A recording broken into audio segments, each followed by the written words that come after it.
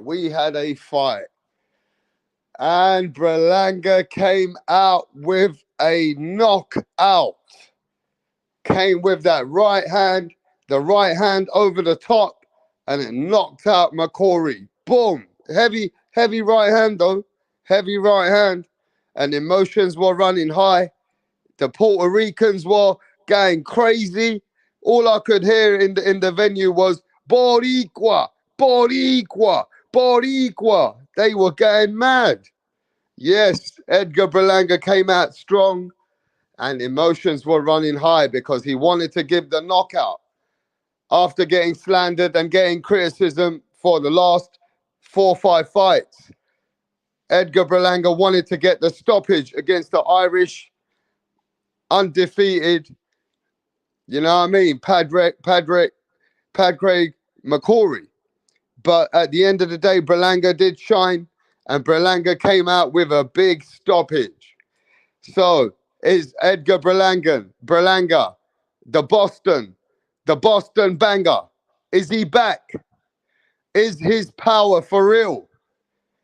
Or has he put anyone on notice? We're going to have to talk about that on this live.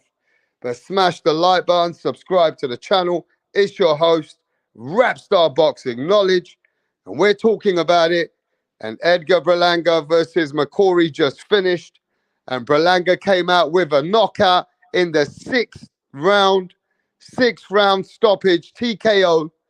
And Berlanga got a bit emotional because he was feeling it on the pressure that the fans were saying that we want to see Berlanga gets knockouts again. And here we go. You have a knockout. So now what? You're going to still criticize Edgar Berlanga, are you? You're still going to criticize Edgar Berlanga that now he's got a knockout. You were saying that he couldn't get no stoppages and that he was looking like he ain't nothing special. So now how do you feel about Edgar Berlanga? Huh? Did that give you a bit of a oomph? Did that give you a bit of that? Yes, the Boston bomber, Edgar Berlanga. You know what I mean? He's coming, and he's coming out with a bang. Edgar Berlanga came with that energy, bro. Hey, now they want Canelo Alvarez. Now Edgar Berlanga and Eddie Hearn said that was good enough for a fight with Canelo Alvarez. Huh? So what do you think about that, ladies and gentlemen? Was that a good enough outing for him to grant a Canelo Alvarez super showdown? Is that a good enough outing for Berlanga for him to get the Canelo Alvarez fight? What do you think, guys? Hey? How do you guys rate that performance? But let's have a look in the chat. And let's have a look at how you guys saw Edgar Berlanga versus McCrory live right here on Rapstar Boxing Knowledge. Edward says the stars align. Come on. Pound for Pound says, come on. Ralph says, I miss what Ralph says. Kendall says Berlanga versus Canelo. LOL. He showed a good jab, but he's not ready for Canelo, says Notch. Maybe he's ready for Munguia. Yeah, maybe he's ready for Munguia. But is he ready for Canelo? You said he couldn't knock people out. He came out with a knockout. Is Edgar Berlanga, the Puerto Rican, New York's finest? Yeah, Edgar Berlanga's got the swagger. Is he ready?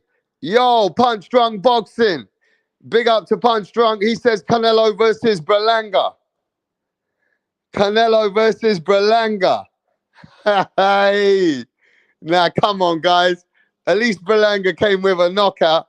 And big up to Punch Drunk Boxing for bringing a big interview for a couple of hours with Shakur Stevenson. We're going to speak about a couple of parts of it because I got to still go watch all of it. But I watched a few parts. And we're going to talk about that on this show today as well. But Edgar Berlanga came to shine. And did he shine, bro? He stopped the Irish McCrory in 6 rounds. Puerto Rican star. Edgar Berlanga's the biggest Puerto Rican fighter. Not Subriel Matias. Not no Xander Zayas. Ain't nobody else. Edgar Berlanga is the biggest Puerto Rican fighter right now. You hear me? Edgar Berlanga is the biggest Puerto Rican fighter as a star, as a man who can sell numbers, as a man that brings that energy. He even brings more numbers than Shakur Stevenson. It is what it is. Edgar Berlanga's star power, the way that he fights and the way that they can sell him, he brings more tickets than even Shakur Stevenson, bro. He is the realest, the biggest Puerto Rican fighter in boxing when it comes to branding and what he can sell. So Edgar Berlanga wants Puerto Rico versus Mexico. You hear me? Edgar Berlanga wants Puerto Rico versus Mexico. He says, let's make the biggest fight. Edgar Berlanga says, I'm down. I'm ready for Canelo 1,000,000%. Is he ready for Canelo or is he ready for the bank account? Is he ready for Canelo or is he ready for the paycheck? Huh? Edgar Berlanga is the man that represents the Puerto Rican parade. Tell them, Punch, he's the next Miguel Cotto. Edgar Berlanga basically is the next Miguel Cotto for the New Yorkers and the Puerto Ricans. He's the best, biggest name. You understand? So they're saying they can sell it. You know what I mean? They can sell it, bro. But I don't know, man. To me, nah, man. He got to fight somebody else. I mean, you say that he won that Canelo fight, so does everybody else. So does everybody else. You know what I mean? So, nah, he can make a big fight with Puerto Rico versus Mexico with Jaime Munguia.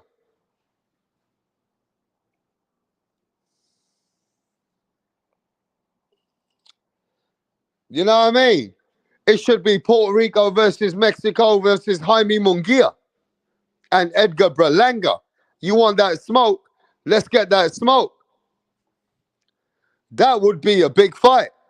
Edgar Berlanga versus Jaime Munguia will be a massive fight right now. I'm telling you now, that will be massive.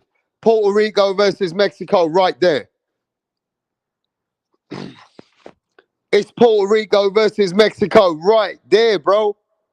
Right there. That's big. You know what I mean? That is big.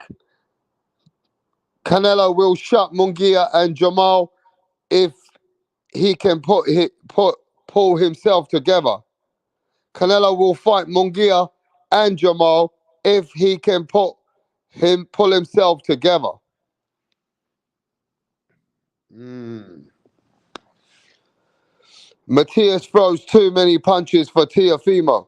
Teo will gas out after 5-6 round. Matias is too strong for him at 140. I mean, they're all opinions. Everybody's got their opinions, bro.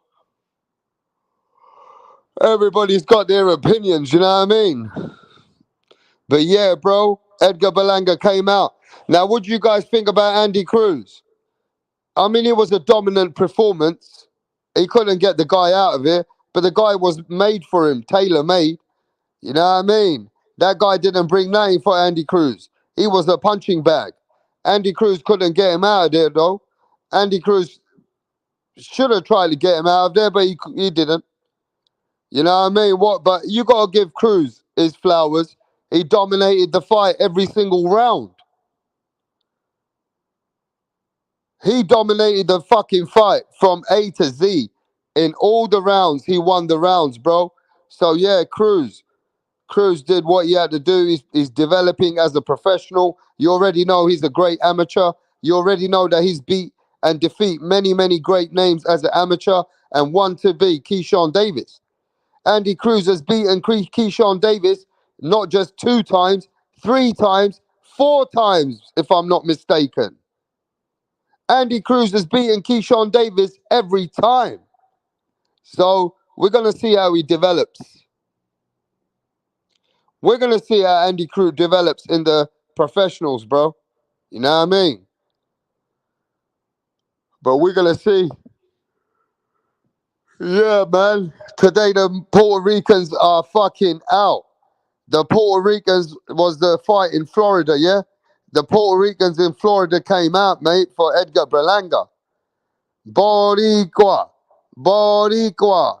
Edgar Berlanga came with the knockout. Edgar Berlanga came with the fucking knockout, bro. Proper KO. Edgar Berlanga coming with that energy again, bro. You know what I mean? So, hey, Edgar Berlanga gave you guys what you guys wanted. And after 5 fights, he's come back to the KO of McCrory. You know what I mean? He's come to the KO of McCrory, bro. The real Puerto Rican fans were out. Yo say Baricua, Pacua tu lo sipa. I don't know what that means, bro. I only know Boricua, Boricua. Edgar Berlanga versus Munguia. Edgar Berlanga versus Munguia, says any boxing fan, bro. Tio versus Bud. Edgar Berlanga versus Munguia. You know what I mean? Now, come on, Kendall. Edgar Berlanga was too powerful for him. After those body shots, McCrory was trying, Kendall. He tried, but he couldn't do much after those body shots. The power was just sinking him down, bro. That power was just hurting the man, bro. You could see it. Edgar Berlanga's power was overwhelming McCrory after a while. You know, after the 4th round, Edgar Berlanga just switched it up. You know what I mean? Edgar Berlanga just switched it up, bro. You hear me?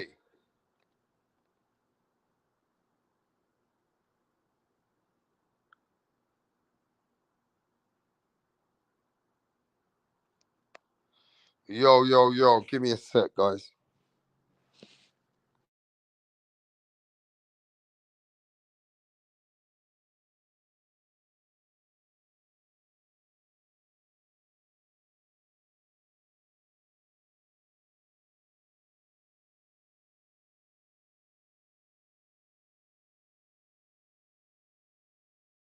This is the only sport where you can kill a man and get paid for it at the same time. It's legal. So why not use my right to do so? But some people will pay. Is this fight really on that level? I mean, This is the level of this fight. This is the funeral right here. It's just no casket yet. This fight right here, I will get a body on my record. I've been wanting one for a long time now anyway. And what better opponent to do it with? So much pain, so much frustration, so much things that have been going on in my career. I want a body, and he gonna be the body. Like I said, I meant everything, even with the killing part. I meant that. I do want a body on my record, but like I don't want to kill pull somebody back for a little bit. seconds. nah, I want a body on my record. I want one. No, you don't. I want one. I really do. Like, You want to be Ivan Drago?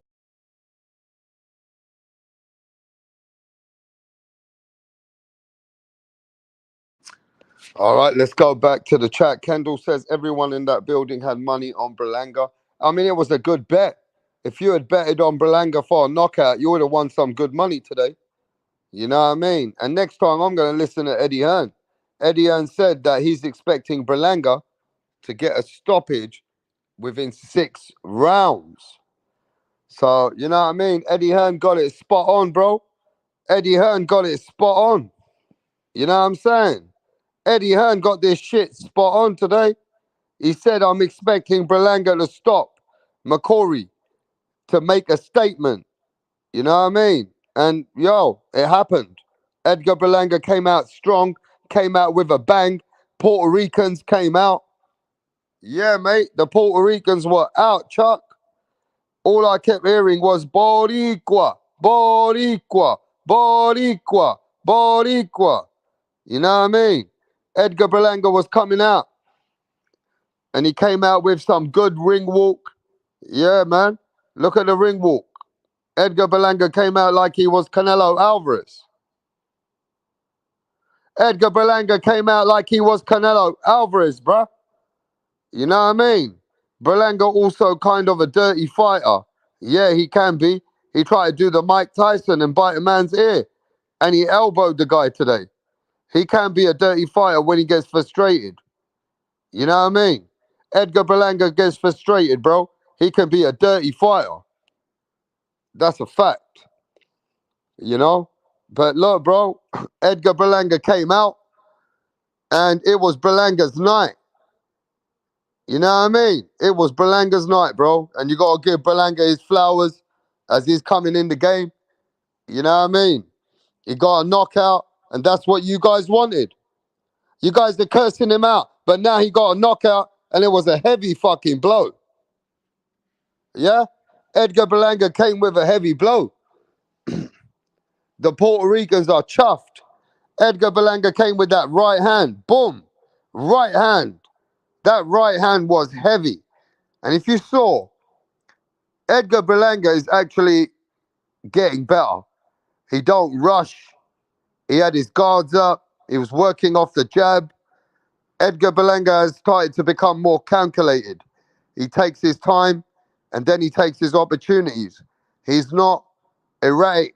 He's not over trying to rush it. You know what I mean? So he showed good maturity in that fight. I like what I saw from Edgar Berlanga. But, you know, is that really ready for Canelo Alvarez? Is the man really ready for Canelo Alvarez? Huh? Because it don't look like to me that he's ready for Canelo Alvarez, bro. No matter how good he did, come on, bro. He's got many fighters to face even before he gets to a Canelo Alvarez, man. Think about it. He got many fighters to face before he gets to a Canelo fucking Alvarez. You know what I mean? He got many fighters. How about you put Berlanga in there with Andrade? How about we get Berlanga versus Demetrius Andrade? Berlanga versus Kalen Plant. Berlanga versus fucking Jaime Munguia. There's a lot of fighters that Berlanga can face at the better level. Yeah, if he wants to step up, there are a lot of fighters that are there. You know what I mean? And those fights are dangerous. And those fights that I'm talking about, Kalen Plant, Demetrius Andrade, Jaime Munguia, those fights, hey man, they're 50-50 fights at best. And if not, people are going to favor Kalen Plant. They're going to favor Jaime Munguia. People are going to favor Jaime Munguia. You know what I mean? So, yeah, Berlanga's got a lot of work. Edgar Berlanga still got a lot of work, people. Notch million in the house. Yeah, what about David Morrell? Any boxing fan? Even David Morrell, bro. That shit ain't no joke. Even David fucking Morrell. You know what I mean? David Morrell, he's a threat for fucking anybody. Yeah, David Morrell is a threat for fucking anyone, man. Let me tell you. Now, did you guys watch the Shakur Stevenson interview at Punch Drunk Boxing?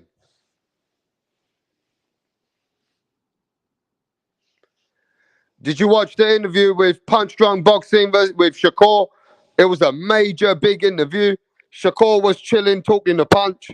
Now, a lot of things were said about Shakur Haney, Shakur Loma, Shakur Teo, Tank Davis, his relationship with Keyshawn Davis. They even touched on things about how he feels about Bud Crawford and Canelo. Yeah, did you guys watch that interview with Shakur Stevenson? Yeah? And he spoke about many things. You know what I mean? But also, he did say something about a YouTuber, about the boxing voice.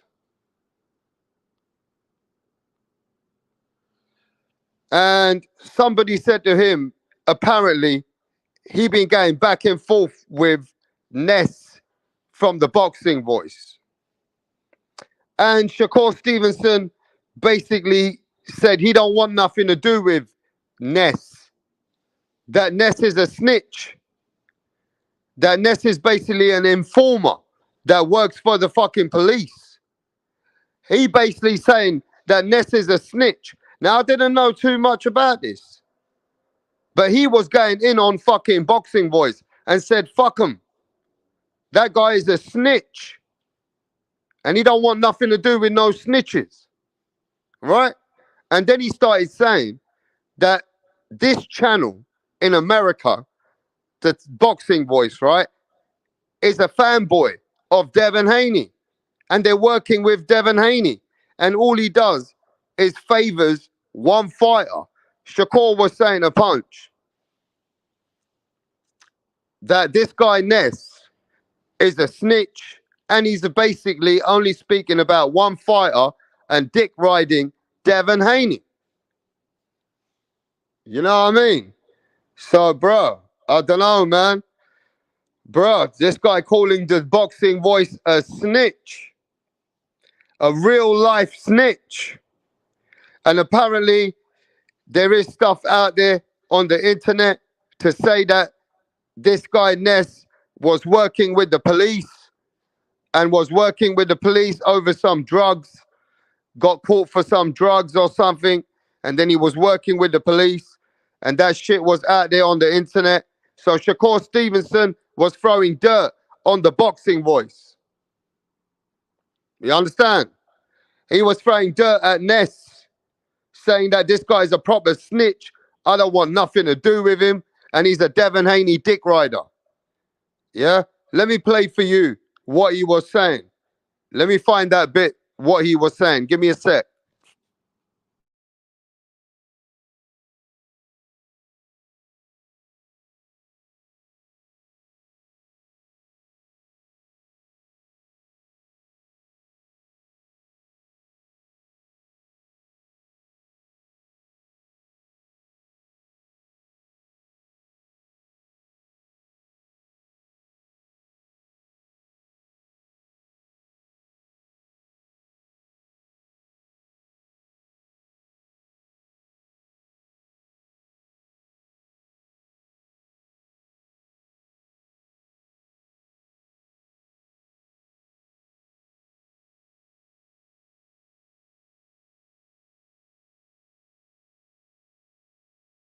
It's gonna be interesting to see how it turn out. Here's an interesting one. Andre Winman said, "Can you make peace with the boxing voice? I know Ness can be a lot, but he means well. LOL." Good looking out, Andre. $5 super chat. Answer to your question. If you know somebody's a snitch, would you make peace with them? And they talk crazy about you, right? Why the fuck am I making peace with that dude? Man, that's just and you know the worst part? Yeah. They are from like where I'm from, and they go dick ride all the other fighters and shit. Like, fuck out of here, bro. I'm cool, bro. That nigga more so op than anything. And I mean, that's his platform now is like to go up there and hate on me. Like he go up there and just say anything that is like be bad against me, and it's like, bro, fuck you, nigga. I don't. That's how you feel, then fuck you. Do you feel like there's a lot of platform like that? It's just picking sides and you know, not no real platforms that's not like biased. Like people who using their platforms to dick ride certain fighters and I mean I don't agree with it. I think that is lame. Yeah. I mean, look, I'd be like to meet Andre and speak up when it comes to that fighter. Now I don't know about race. Recently, I've been seeing them kind of go back and forth and it's like been a little funny money on they part, but like I'm cool with Ness. I'm just playing. But of course, y'all all men, and y'all, you got.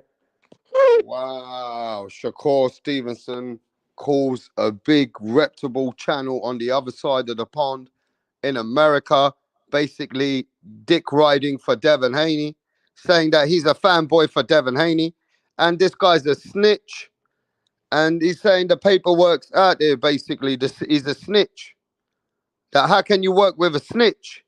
The man works as an informant with the police. You know what I mean? So, yo, Shakur went in and he's throwing a lot of dirt at Ness. Now, I'm expecting the boxing voice to retaliate. But have you guys heard of him being a big Haney fanboy? And have you heard that he is a snitch? Have you heard that? Has anybody in the chat heard that, man? Or we don't even need to talk about it? If you guys heard it, then let me know. Is Shakur Stevenson speaking some truth to this? Because he putting this in lying to me.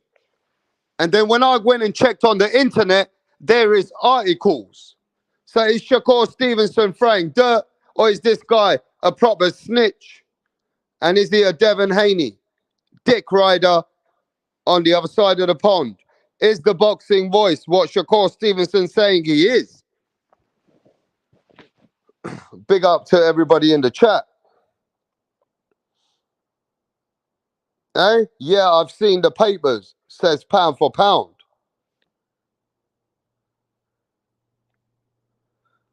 Look, pound for pound, seen the paperwork. Wow, Shakur Stevenson went in. Yo, Shakur Stevenson went in, bro, on the boxing voice. Calling him a fucking informant. Basically, hey, bruv, that's not fucking no stupid. Listen, bro, when you're saying a man's an informer, what you guys call him a snitch, you're working with the fucking police. You're giving out information, bro. That is a very, very serious fucking accusation. And Shakur Stevenson said that live on TV on fucking Punch Drunk Boxing. Wow, bro. That shit's crazy. Ness was involved in a drug bust. I'll leave it at that, says pound for pound. Hey, man, whatever that's going on there, bro. Shakur Stevenson throwing dirt. Or is that, Shakur Stevenson actually going in? What am I talking about, dirt? It's certified. But Shakur Stevenson's actually going in.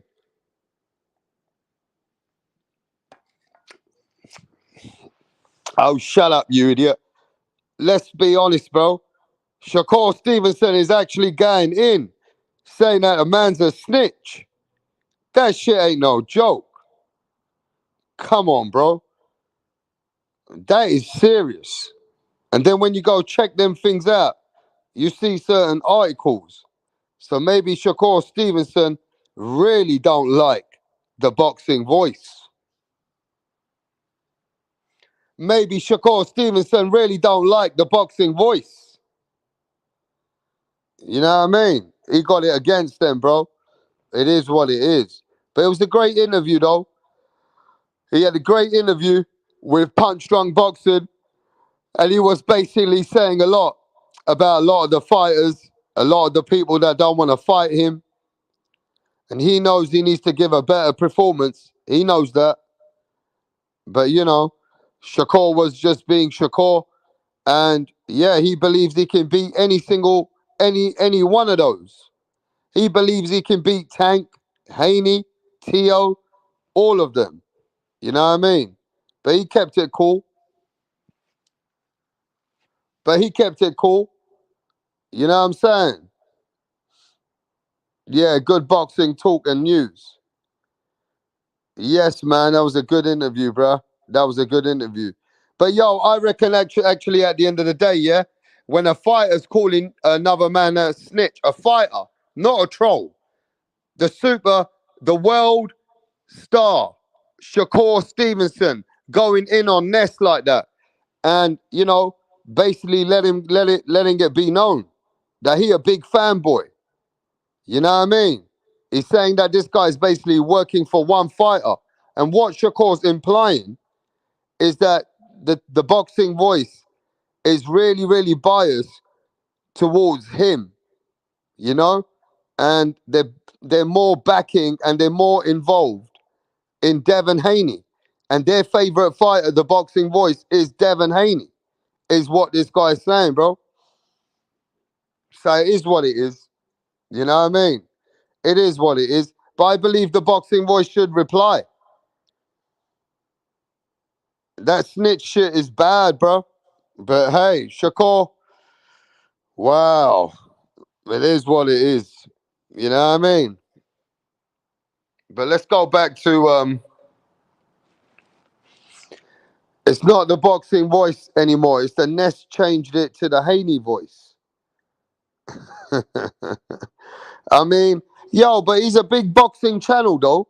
He gives a lot of interviews and he's been in the game for years and he's grinding hard. And he's working hard. You know what I mean? You can't knock the man's grind. The man's been grinding consistently. You don't just get to that position from not, working. That man's been working. Now, as far as that personal shit, that's between him and Shakur. As far as that personal stuff, that's between Ness, I think that's his name, the TBV, and Shakur Stevenson. You know what I mean?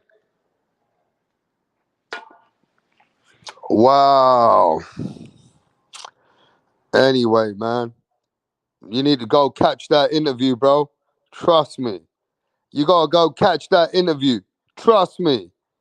Of Shakur Stevenson, explicit interview at Punch Drunk Boxing for over 2 hours. I ain't seen Shakur give an interview like that to anyone. I have not seen Shakur give an interview like that to anyone, bro. To absolutely no one. That was a big interview, man. But yeah, Shakur was laid back though. He wasn't, you know what I mean? He wasn't going in on people. He wasn't slandering nobody. He was just chilling and talking that talk. It was a good interview though. But yeah, at the end of the day, I hope Shakur gets a good fight on the next fight. And and I hope it's going to be a better fight for him. Styles make fights. So I hope he gets a much better stylistic fight so he can look better. You know what I mean?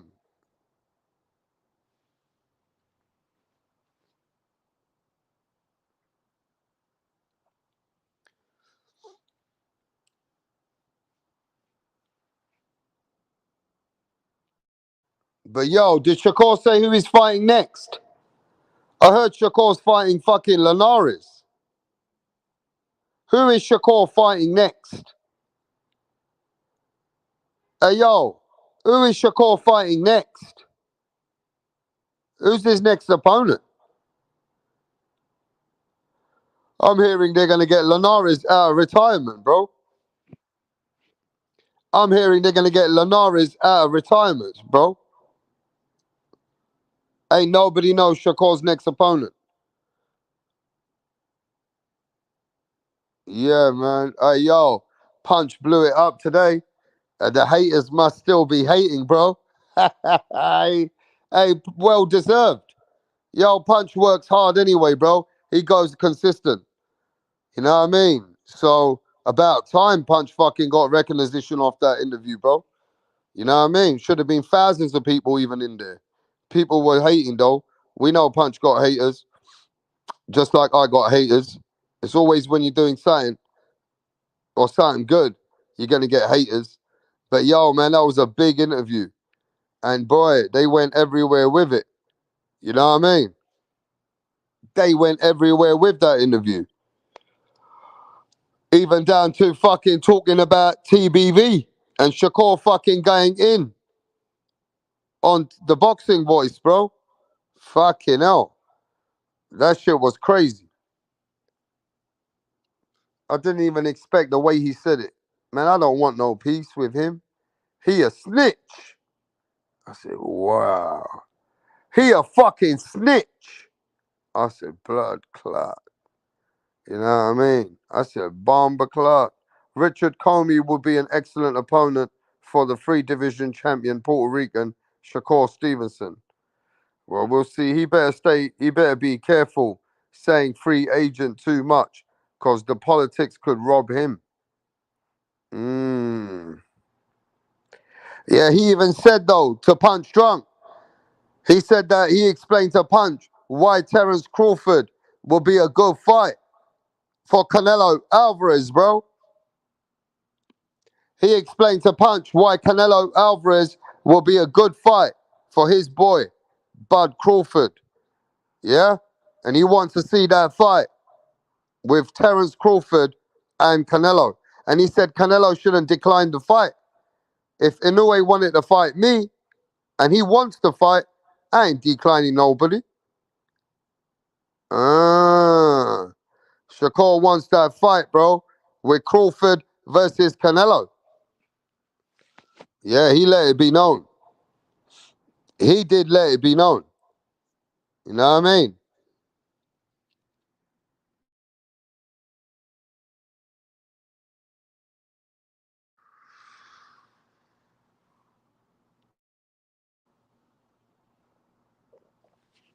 But who would you like to see Shakur face next? Who would you like to see Shakur face next? I wouldn't believe anything without receipts.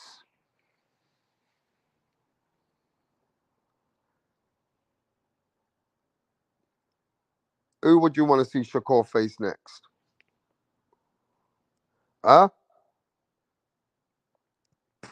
Tiafimo. Adam wants to see Tiafimo. Hayes in the motherfucking house. Joker's Wild says the problem with Shakur is he says it's easy to make the Inoue fight happen, knowing Inoue is a disadvantage. Being a smaller fighter, bro, but he hides behind negotiations as a front when it comes to Zepeda. Yeah. Okay. You know what I mean? Oh, Shaquille Foster, bro. Oh, Shaquille Foster. Oh, Shaquille Foster. Okay. Yeah, bro. But yeah, man, even Shakur Stevenson said about the boxing voice. Did you hear that, Hayes? He said, nah, man, I ain't fuck with that snitch. And where I come from, bro, whoever's a snitch or an informant, bruv, it doesn't go good on the fucking for them people over here in London. I'm just saying, it's not a good name to have. And Shakur put the boxing voice and said, yo, he ain't got nothing to do with them.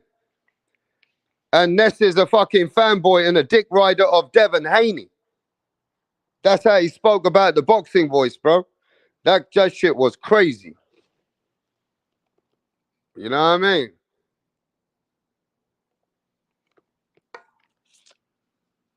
But yo, give me a minute, guys, and I'll be back.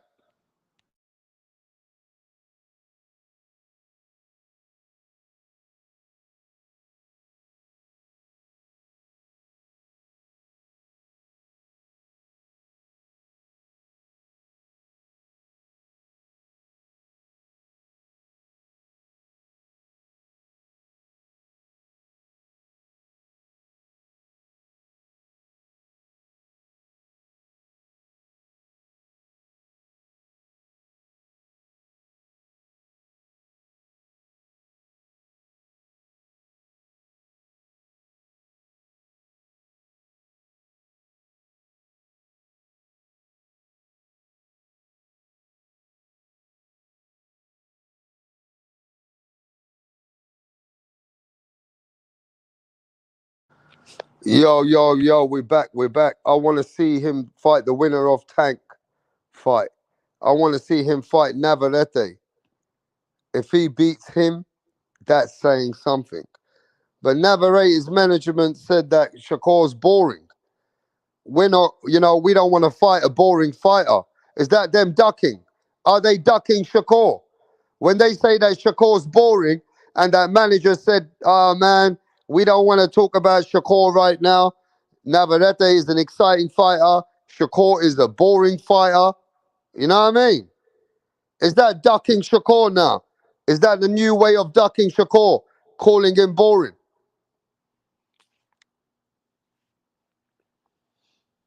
Huh? Is that ducking? Is that the new way of ducking? Shakur looking to fight cherry picks. Shakur is all cap.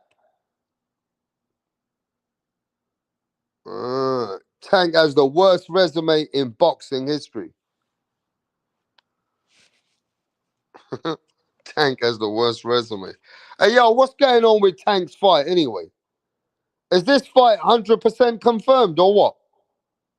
Or is this just talk? Has Tank confirmed it?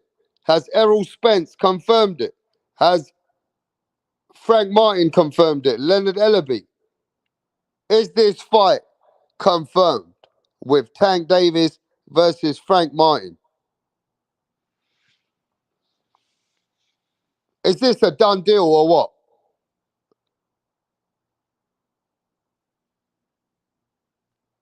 Is Tank fighting this Errol Spence's guy, Frank Martin, yeah? That's what we're hearing. That's what we saw. That's what the media said. But have I really heard it from them? Have I really heard it from the team? Have you heard it from the actual team that that's the man he's fighting? One Shakur fight was boring and he's boring fighter. I don't know. It's only one fight he was like that. And that's what Shakur said, bro. Adam, Shakur said what? One fight I'm like that. And people forget about about what kind of fighter I am. And based off of one fight, you devalue the whole fighter. Yeah, I don't agree with that. I don't agree with that. Andy Cruz Jr. You like Andy Cruz, don't you?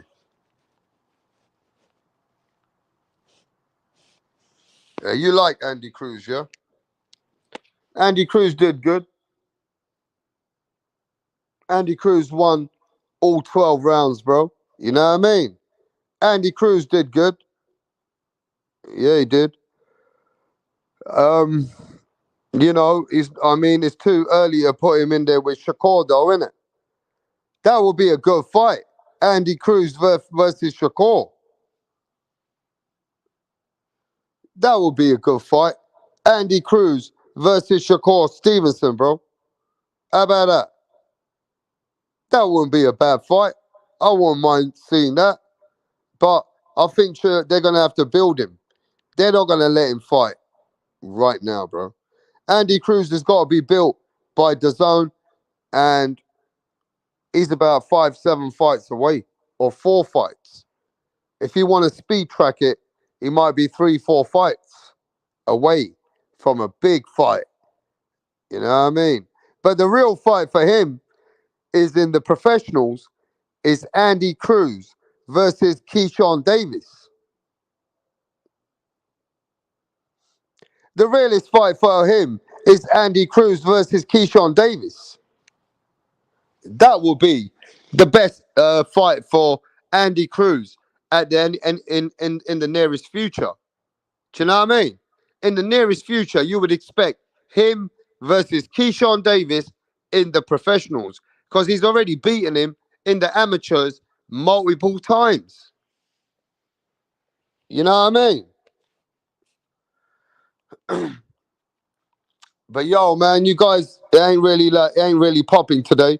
I don't know what Berlanga. I thought Berlanga's a big move for what he's done. You know what I mean? And I thought Berlanga gave all the fans the hype, and the Puerto Rican fans are coming out strong. Boricua! You know what I mean? But I don't see the people out here for Berlanga. First, you guys were cursing out on Berlanga that, Berlanga ain't doing much in his last 3-4 fights. But Berlanga been fucking hurting everybody that he beats. Every person that's been in the ring with Berlanga fucking gets hurt. Everybody. But it wasn't good enough for you guys for the last 4 fights. Berlanga's overrated. He's not putting these people out. So what did he do? What did Berlanga do, bro? He gave you exactly what you spent your money on.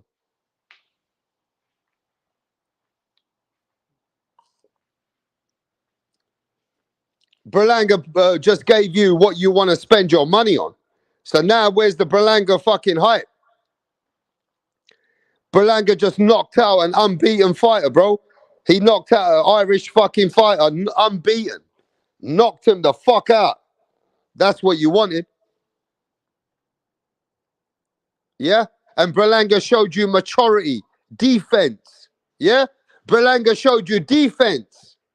Berlanga showed you a jab. Everybody out there trying to say that, oh, Berlanga ain't this, Berlanga ain't that. Hey, Berlanga might end up beating a lot of people. How about that? You guys might be sucking up to Berlanga again because you fucking put him in the dirt. Yeah? When he was growing as a fighter, elevating his game, and he's had about the most rounds a fighter can develop. But all the casual fans, bro, Berlanga's a hype job, rap. But he ain't no hype job now, is he? Look, Berlanga's growing as a fighter, bro. I like what I see. What I saw today shows me that Berlanga can take it to the next level. Yeah? That he's not reckless. He's not there just to be hit. And I saw that in Berlanga today. And whether you like it or not, your best fighter, Jaime Munguia, you talk about Mexico versus Puerto Rico, saying that Jaime Munguia gonna beat Berlanga, you might be having something to watch here. Berlanga might end up beating up Jaime Munguia. Berlanga might beat Jaime Munguia. How about that? How about that? I'm not too sold on Jaime Munguia. I ain't too sold on Jaime Munguia. He's good. But right now, Berlanga might end up dealing with Mexican's own Jaime Munguia. Hey, yo, man, you guys are too hyped on this Mexican train with Jaime Munguia. I'm letting you know now, that Puerto Rican that you're overlooking, Edgar Berlanga, yo, he coming to fight. Edgar Berlanga is coming to fucking fight. I don't give a fuck about you motherfuckers. I like what he does. He's coming to fight, bro. It is what it is. But we're going to have to see as he grows. We're going to have to see, man. But everybody wants Canelo fucking Alvarez. Everybody's calling out Canelo fucking Alvarez, bro.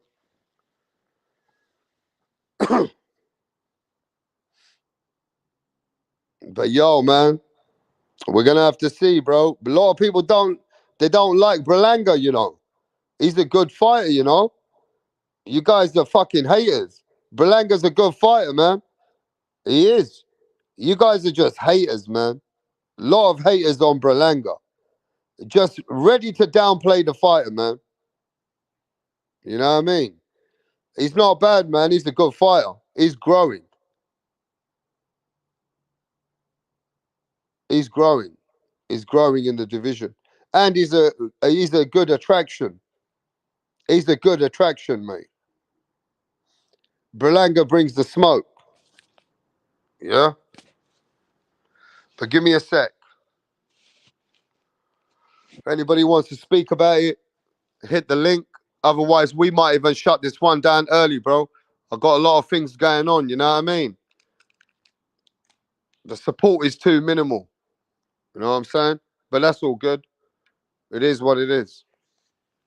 But yeah, if you want to say anything, hit the link, or we might just shut this one down early, bro. How about that?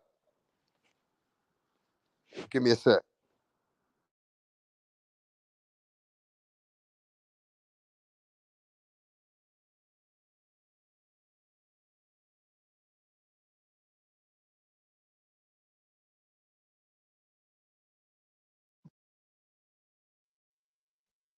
All right, all right. We got Low Nose Boxing in the house. What's going on, Low Nose Boxing? Yo, what's up? What's up, Rapstar? Man, Hey, we're how just you kicking doing? it. You know, I was feeling tired, but Berlanga gave me some energy, And Berlanga gave me saying, you know what I mean? I like what I saw today. I saw the defense, I saw the jab, I saw him calculating his punches, not rushing in. So yeah, man, Berlanga gave me a good fight, and he gave you a knockout. Go ahead. I've been one of I'm not gonna say a hater because I'm not a hater, but I critique people. I critique even my favorite fighters. I've been someone who's been very critical of Edgar Berlanga before in the past, and I gotta give him his props tonight. You know what I mean? He looked good tonight. He did show signs of improvement. I seen more poise. He looked more relaxed.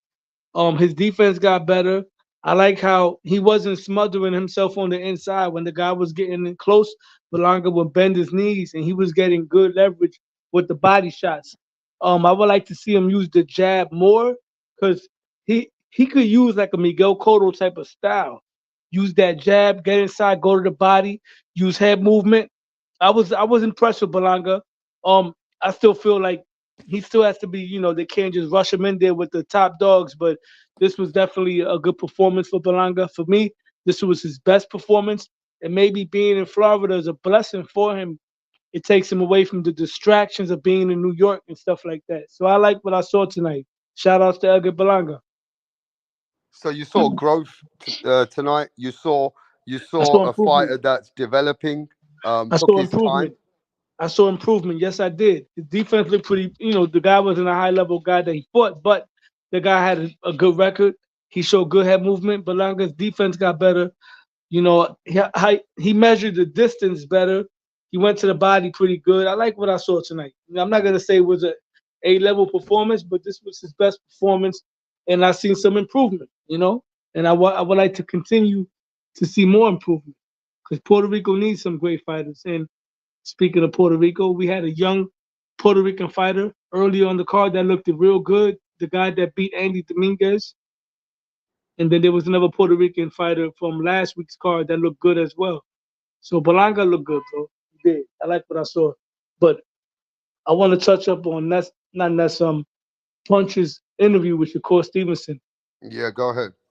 What Shakur Stevenson said is what I've always been saying. When he talked about T.O., and I tell Punch this all the time.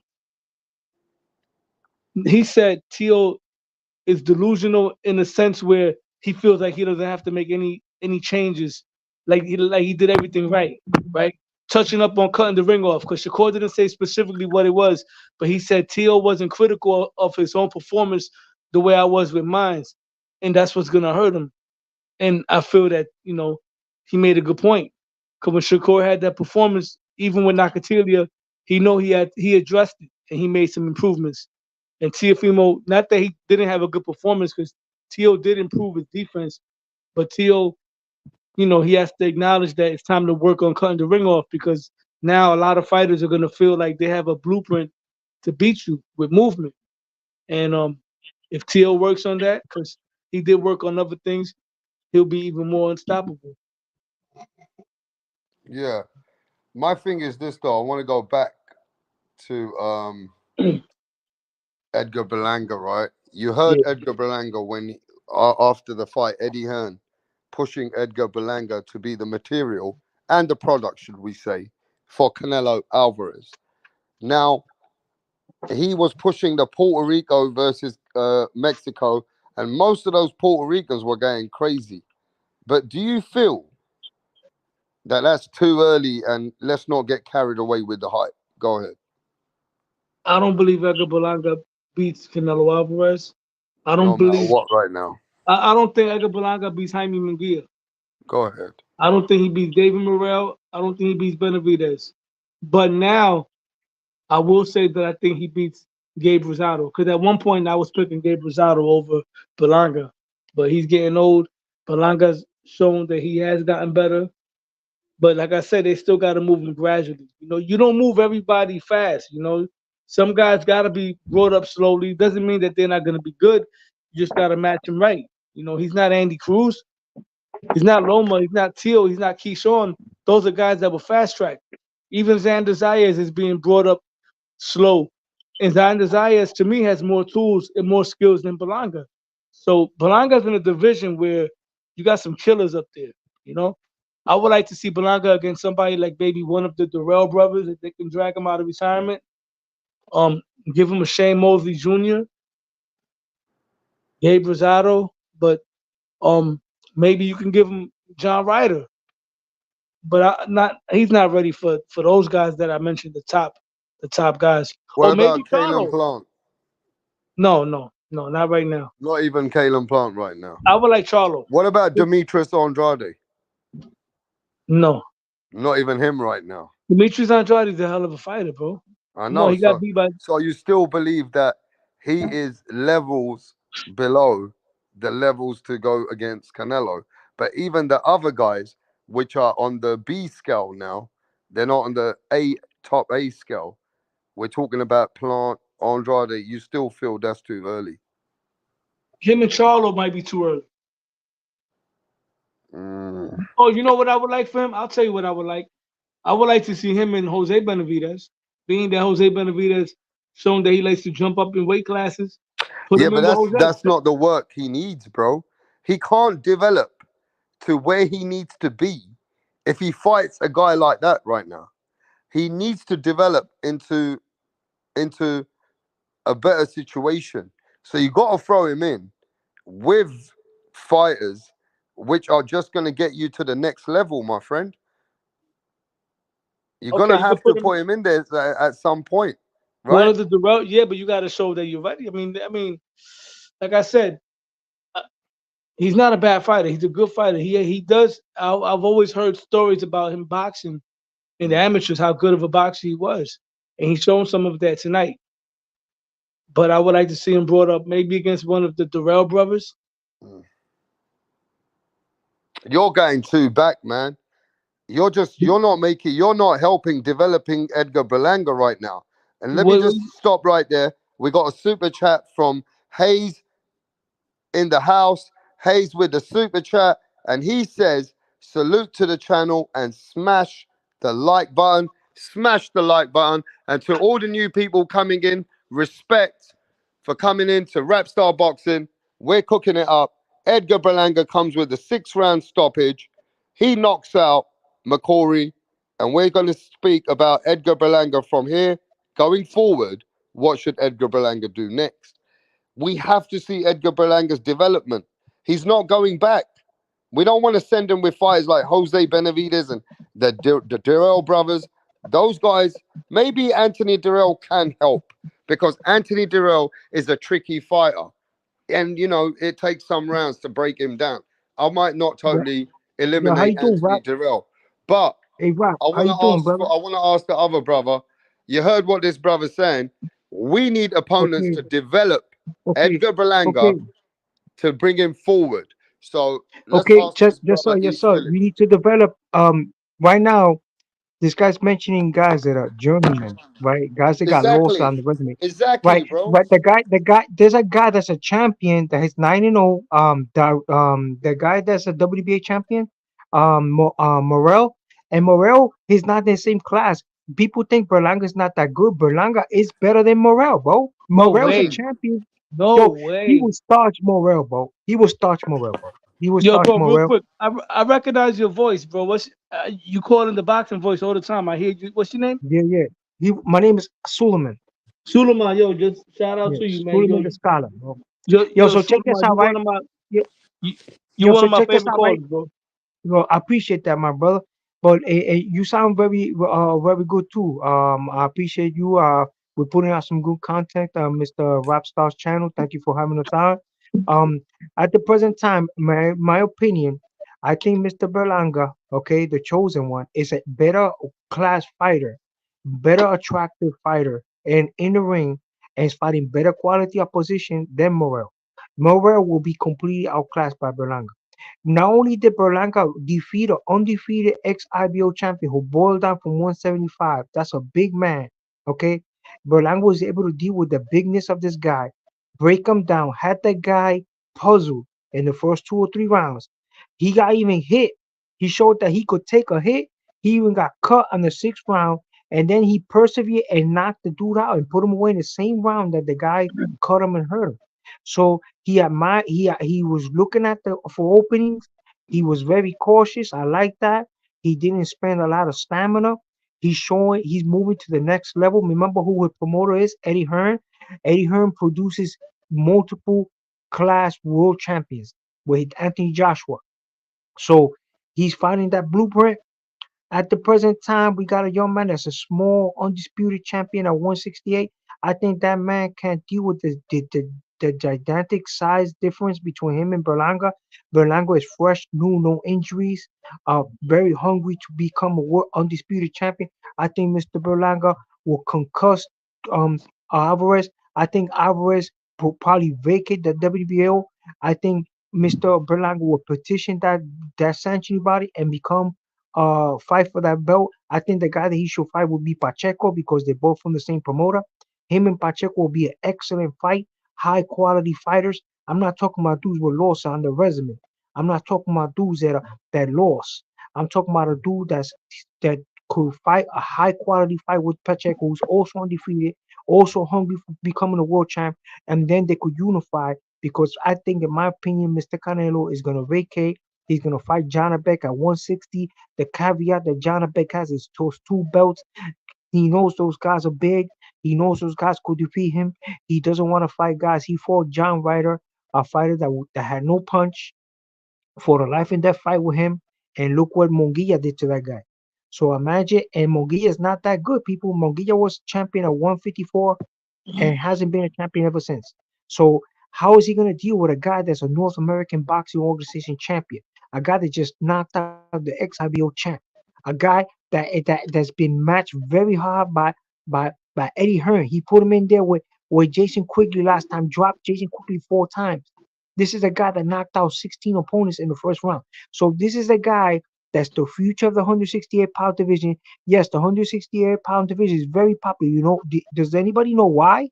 Is because it's an MMA weight level. All these fighters at MMA are fighting at 168 pounds. That's why the division is so popular. That's why it's honeycomb with talent, because guys from the MMA rather box because they get paid more, right? And they have a better rules. So they rather fight in boxing, right? And they also could dip and dab with MMA. So that's why you see a lot of fighters in that division. You know what I'm saying? These Cuban guys have invaded that division. They're not that good. Let me show you how he's done not that good. Because Casares, a guy that got knocked out just by Pacheco, now he's gonna fight for the IBO champ against Osli Iglesias. Osli Iglesias is 9-0 with 8 knockouts. He's gonna fight a guy that just got knocked out, and he's gonna put his belt on the line for that. So that's to show you these Cuban guys, they're not that good. They're not that good. They're being pampered very quickly, just like Romachenko blueprint. Okay, and they're gonna be exposed because once they go up in level and they fight a guy like a Berlanga, once they go up in level and they fight a guy like a Pacheco, once they go up in level, they're gonna get knocked out. Morel's one of them. Osi Iglesias But another one. okay, we gotta The other go to guy, low nose boxing because one thing you gotta know about this brother here, he's not just a journalist. When he speaks so fluently, he doesn't even need to breathe. This man don't even breathe from his nose. He can speak a whole chapter for 1 hour, 35 minutes by himself without anyone interrupting him. He's the man in the mirror. So just know that low nose boxing, when East Village speaks, he will speak until you speak. You understand? Low nose boxing just got taken out. He just got shown. This man just showed low nose boxing from A to Z that you don't know boxing. You get me? He just showed low nose boxing that you don't know boxing. That you out here capping out here trying to put Berlanga in there with fucking journeyman, putting him in there with fucking guys like, what did he say, bro? He said on my channel. Gabe Rosado. No, He wants guess to put what him he with Gabe said? Rosado. Low nose boxing knows no boxing. It is what it is. Low nose boxing knows no boxing sometimes, bro. And I And you like think the Eddie guy. Hurts? I Okay, actually like Mr. this guy, Rapstar. low nose I don't want to boxing. interrupt. I But don't do you want know to what I interrupt you, don't Mr. agree Rapstar. with low nose boxing? That the fucking opponent that he wants to put with Edgar fucking Berlanga is Jose Benavidez Jr.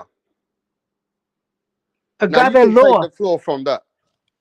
Okay, sir. Respectfully, sir. I don't mean to interrupt, but right now, you think Eddie Hearn's gonna do that? That guy's a top attraction draw. He headlined in Florida. He's an MSG fighter that headlines at MSG. that fight is not gonna happen. He's not gonna fight no guy like a Gabe Rosado. He's not gonna fight guys like that unless there's a world title at stake. That's the problem. That's why he left Top Rank, because Top Rank, Bob Arum, you know how he does when the guy wants to get to that certain level, like it happened with Terence Yeah, Crawford, but it what kind happened of with soft Pacquiao. talk is that, bro? You from America, he's from America. You both seem like you're from the same fucking place. And this My man, Low Nose Boxing, says, I want to see Edgar Berlanga fight Jose Benavides Jr. No, because maybe the What the guy fuck doesn't are we know, talking man. He about, bro? doesn't know, but Edgar right now Berlanga don't need to face no Berlanga wants Jose to fight Benavides Canelo, bro. Jr., bro. And if What the Canelo fuck is doesn't want that? to fight, Some if soft Canelo ass doesn't want shit. to fight, That's some fucking Jose Vargas shit. Like Danny Medina said, people are turning soft out here. You motherfuckers are turning soft out here for fighters, man. Trying to fucking yeah, this is cradle them. boxing, bro. Fuck Why that fight a shit. guy like Gabe Rosado for a couple of nickel and dime? You think Eddie Hearn's gonna let that happen? You think Eddie Hearn's gonna let his top attraction draw that he's building fight a guy like Gabe Rosado? Is he? Are you guys serious? This guy's gonna go. He's the guy he wants is Alvarez. He wants those belts. If Alvarez doesn't want to put those belts on, he's gonna have to vacate. And it's gonna start with Eddie Hearn, and it's gonna start with this particular fighter that just won tonight. He's highly ranked for the WBO. He's gonna petition up WBO, force Canelo either to vacate, okay, or put belts on the line and fight a true 168 pounder. No little 154-pound Jamel Charlo who danced around the ring for 12 rounds and paid him a shitload of money. Pay that boatload of money to guys like Berlanga. Pay that boatload of money. Benavides, the problem with Benavides and Berlanga is this. I don't know what it is, but Berlanga got something about him that got star appeal. The other guy, he's rude. He doesn't know how to conduct himself in interviews and stuff. And maybe that's what affected him. You know what I'm saying? And he's been a champion before and got stripped 2 times. So that also affects him. Those are blemishes. Berlanga doesn't have those blemishes. Berlanga knocked out 16 opponents in 1 round. He has a high quality promoter behind him now that's pushing him like an AJ. What they did, the way he did develop AJ, man, he took a lot of risk, and he's gonna start doing that with Berlanga. He's building confidence on Berlanga now. He's gonna put him in there. If Alvarez to me, he got that big contract that he just signed with PBC. I think that will be the excellent opponent for him, man. Him and Berlanga right now, the Incredible Hulk Berlanga against him. But That you would be an can't win. excellent Look, look, opponent. look. The problem here is, right, let me just stop you for 1 sec. The problem here is you got people like Benito, you got people in the chat, yeah? They're always gonna call him, oh, Berlanga's a hype job. If he's a hype job, okay, because that's all they're gonna say, right? They like putting fighters down, right? Berlanga's a hype job. Now Berlanga knocked this guy out 6 fucking rounds, right? Send And him got into hit. And wait, got hit. yeah, and send him into Timbuktu. Now, Mhm. Berlanga's a hype job. All right, let's put the hype job against the best fighter in the world, Canelo Alvarez. Go on. Yeah. Canelo's a hype job. Okay, you want me to Oh, hear me out? Canelo's the hype job. Canelo lost to Ibislav Lara. That fight was stolen from Ibislav. Canelo had lost mm, he won fights, but he allegedly lost to Triple G twice. Canelo's the one with all the hype. He's the one with all the flaws. Canelo fought guys that didn't look that good. Okay, he didn't look that good. He fought John Ryder, a guy with no punch. Okay, and won 12 hard rounds with him. What's up? If anybody's a hype job and anybody's a cash cow that's highly protected, is Canelo. Canelo hasn't fought a 268-pound champion yet. The only one that he fought, he tore his bicep. He tore his bicep, and he never fought anybody else. all Okay, right, let's so go to now somebody else as well. We got other people coming in, yeah. So stay right there. I do think you just pushed your mark there, because I was saying that they're calling Berlanga a hype job. Put the hype job against the great. But okay, you got your views. But let's go to Punch Drunk Boxing. Big up to Punch Drunk Boxing for big interviews. I call him Big Punch nowadays. What's going on, Punch? Raps of boxing knowledge, the voice of the UK London. Mírate Barbarazo. Look at this guy. I mean, Going to talk to me, say, Punch. I mean, look, people calling him a hype job still. They're calling him a bum. I mean, what does this man Berlanga need to do, bro? este tigre está fumando crack. Hey, you smoking crack, my friend, saying that Canelo Alvarez is a hype job, but this guy's the greatest, everything, the greatest, like he's Michael Jordan of boxing, Edgar Berlanga. Usted está fumando crack, eh? ¿Ah? You just can't say he had a good performance. Good performance. His footwork looked good. You know what I'm saying? Good body shots. You know, implemented the jab like after the 4th round and stuff like that. Good. He did. He actually did good. He was more disciplined, more fluently. Looked like he was fighting with you know what I'm saying, that his IQ was up there. So I like how Edgar Berlanga performed. He's in mandatory position for Canelo Alvarez, but Canelo Alvarez just fought John Ryder just recently, right? So with that, it's gonna take 18 months for them to even mandate a WBO. So Edgar Berlanga got a long way to go to officially be mandated by the WBO. Butch is funny. Hey, Butch, come on, Butch. Yo, You you gotta know what give that was Punch his happening on credit. Andrade, No, bro? What wait, wait, happened to your wait. boy Hey, Andrade? Butch, you gotta give Punch his credit. He ain't the voice for London. You're talking the voice for London right now. But Punch has definitely a voice of international. He just bring your best fighter, bro. Butch, your best fighter is Shakur Stevenson. And he was chopping out with Punch Drunk Boxing for 2 fucking hours, bro. So yo, I ain't even seen all the interview. Punch, what did you Yo, take good from this interview, interview Punch. Good with interview, Shakur bro. Stevenson? Let me speak to Punch about Shakur Stevenson for a sec. With Shakur Stevenson, Punch, how did you feel the interview went? And you know, did you get what you wanted out of it and more? I mean, I think it went well. You know what I'm saying? I think that I hope that people got something out of it. You know, he talked about the Tio situation. He talked about Bud Crawford. Well, a lot of people have been talking about the Bud Crawford and Canelo There Alvarez. you go, Butch. Butch is giving you your flowers, bro. He goes, I can't deny that. You did something big there. Yo, he even Yo, said how you felt he being even said he was willing to fight Inoue if Inoue wanted to jump up, because we was trying to like, because you already know me. I'm not. I don't agree with the Bud Crawford and Canelo Alvarez, but he feels like that Bud Crawford should go out there. He should be given a chance, and he could beat Canelo Alvarez. I Mm. said, man, that's like me. That's like asking to fight you. Come on, man. You can have all the skills of the world, but that it just doesn't make any sense. He said that it does make sense that he would fight Inoue. So that's another highlight. Kid Austin. He spoke about Kid Austin. He wants Kid Austin to fight Abdullah Mason if he wants to fight him. He will fight Teofimo Lopez at Madison Square Garden in June if Teofimo Lopez wants to fight him. He was He's talking about basically happy to fight anyone. yeah. He was talking about the free agency that he's gonna have the last fight. I think he should, but I do think he should slow down in mentioning the free agency, because think about it. This is boxing, politics. You know what I'm saying? So you don't know if they put you up against somebody in June and you go to the distance and then they rob, and then you get robbed because they don't want you to just leave top rank with the WBC strap, right? So I Mm. don't so I don't know. I think yo, so how you felt interviewing a Puerto Rican great, bro? A 3 division champ, the future of Puerto Rico, one of the future of Puerto Rico. I think he's the Shakur president Stevenson. of Puerto Rican. Not the future. He's the present. He's a 3 division world champion. He's already pound for Yo, man, pound. So that guy could take the 4th belt, the 4th division, bro. If he go to 140, I think he could fight the winner of Isaac Cruz and Rory Romero and take that win and take that belt, become a 4 time. I think he just holds his head. I think the young boy is very good. He just got a lot of energy, bro. And he needs to keep himself in the ring. He gotta keep himself busy, bro. I think that's one guy that should be fighting 3 or 4 times a year. I think he got a lot of energy, bro. It just comes out of his post. I think what he should do is fight 3 or 4 times a year, keep himself busy, build that resume like he was doing before. He's an excellent fighter, man. You know what I'm saying? He can't be out of the ring. That's the problem. what do you think about You know him? what I mean? I would like for him to move to 140 if we can. If we could get some opponents. If he's not getting no opponents right now, 135. I mean, Pitbull Cruz ducked him, Loma ducked him, Cambosa ducked him. Everybody didn't want to fight him. So he might be forced to move to 140-pound division.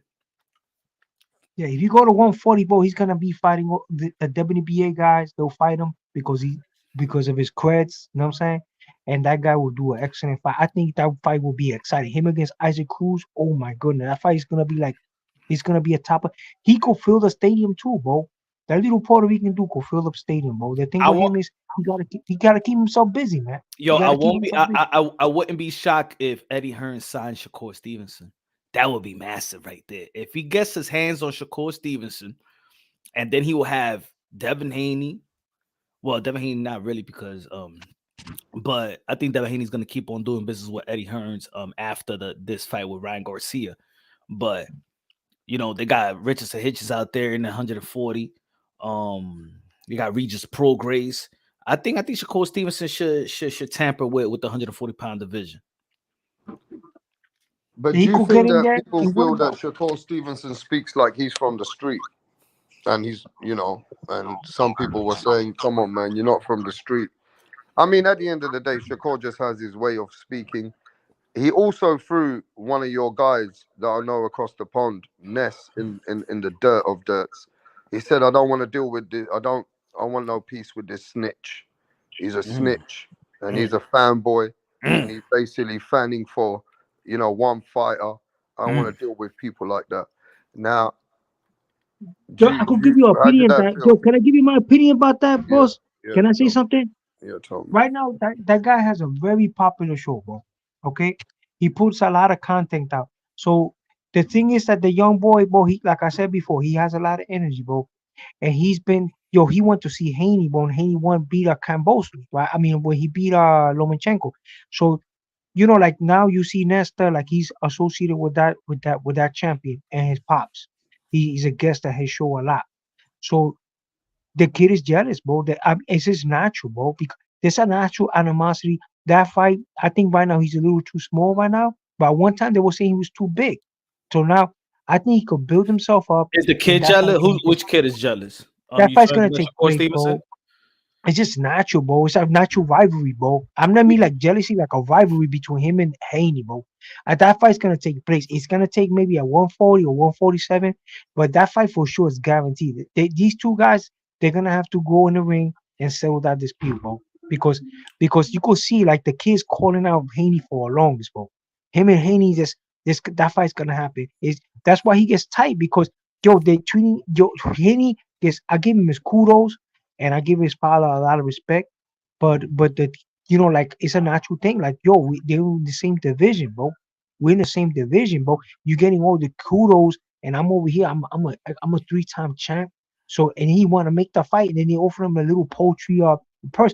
They should have thrown a couple of more million and make that fight happen, bro. Well, he said he never got an offer. He said he never got an offer.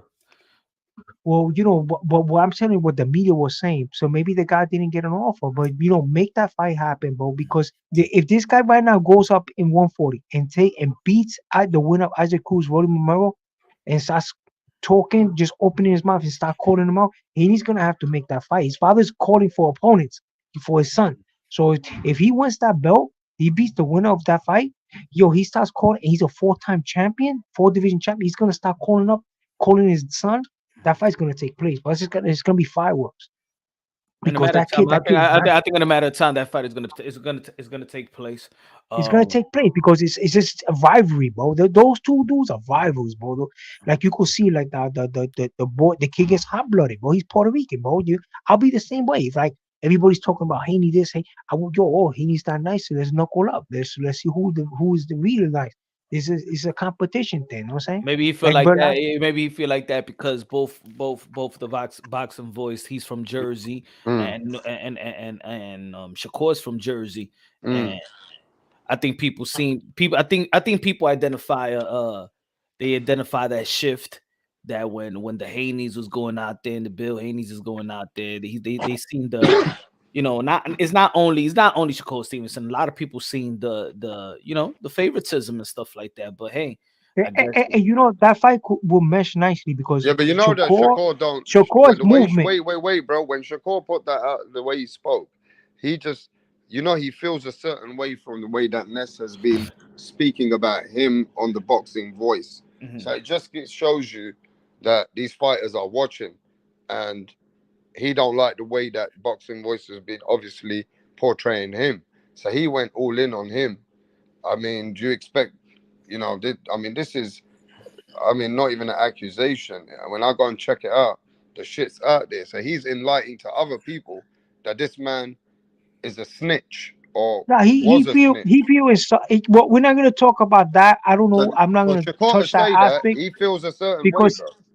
Because he's a good friend of mine, bro, and I don't have I don't want to say nothing bad about him because a good friend of mine, But and what I do you learned a mean? lot of So things from what do you him. mean? So if somebody works with the Okay, government or the okay, police, okay, but I wait. don't want to Somebody touch works that with the topic. police, bro. That's a Okay, snitch. Where I come from, boss. bro, that's just a bit deep. Boss, I don't know nothing about So that what you because saying? You a snitch? yo, What you yo, saying? guy, I don't know anything about that. I'm not gonna touch that topic. I just want to talk about like Shakur and the relationship that he has with that gentleman. The reason he feels like that, yeah, I'm talking about like I'm a boxer. Let's say if I'm a boxer, right, and I'm in your show, right, The call and went then mad, bro. Haney is the shit right now. Haney is the thing, and I want to make that fight happen, but it's a rivalry thing. So I'm gonna be taking out my aggression, I'm gonna feel insulted because yo, I'm you know how you know what I'm saying? Like I'm a three division champ and I'm talking to you and you all in like you making Haiti feel more important than me. So it's a natural rivalry thing. So I don't want to touch the topic that about all this other stuff derogatory said they're saying about Ness because Ness is a I good think man. he was offended also about the 8 million that he said that they're trying to put on my face, on my name, that I would refuse 8 million against Haney. That was a lie. And all these things, I think Shakur don't like all that talk that's been going on. And he feels that people been lying on his name, putting him in the dirt. Nah, he just got to learn what the kid has to do is learn how to deal with constructive criticism. He's very young, bro. Mm. He's very young. He just has to know how to deal with constructive criticism. Like, yo, you're gonna be a guy like him. There's a star attraction, and he's a sports star, and okay, and things are not gonna go your way all the time. So you gotta deal with constructive criticism and use that in a positive way to produce better fights. You know what I'm saying?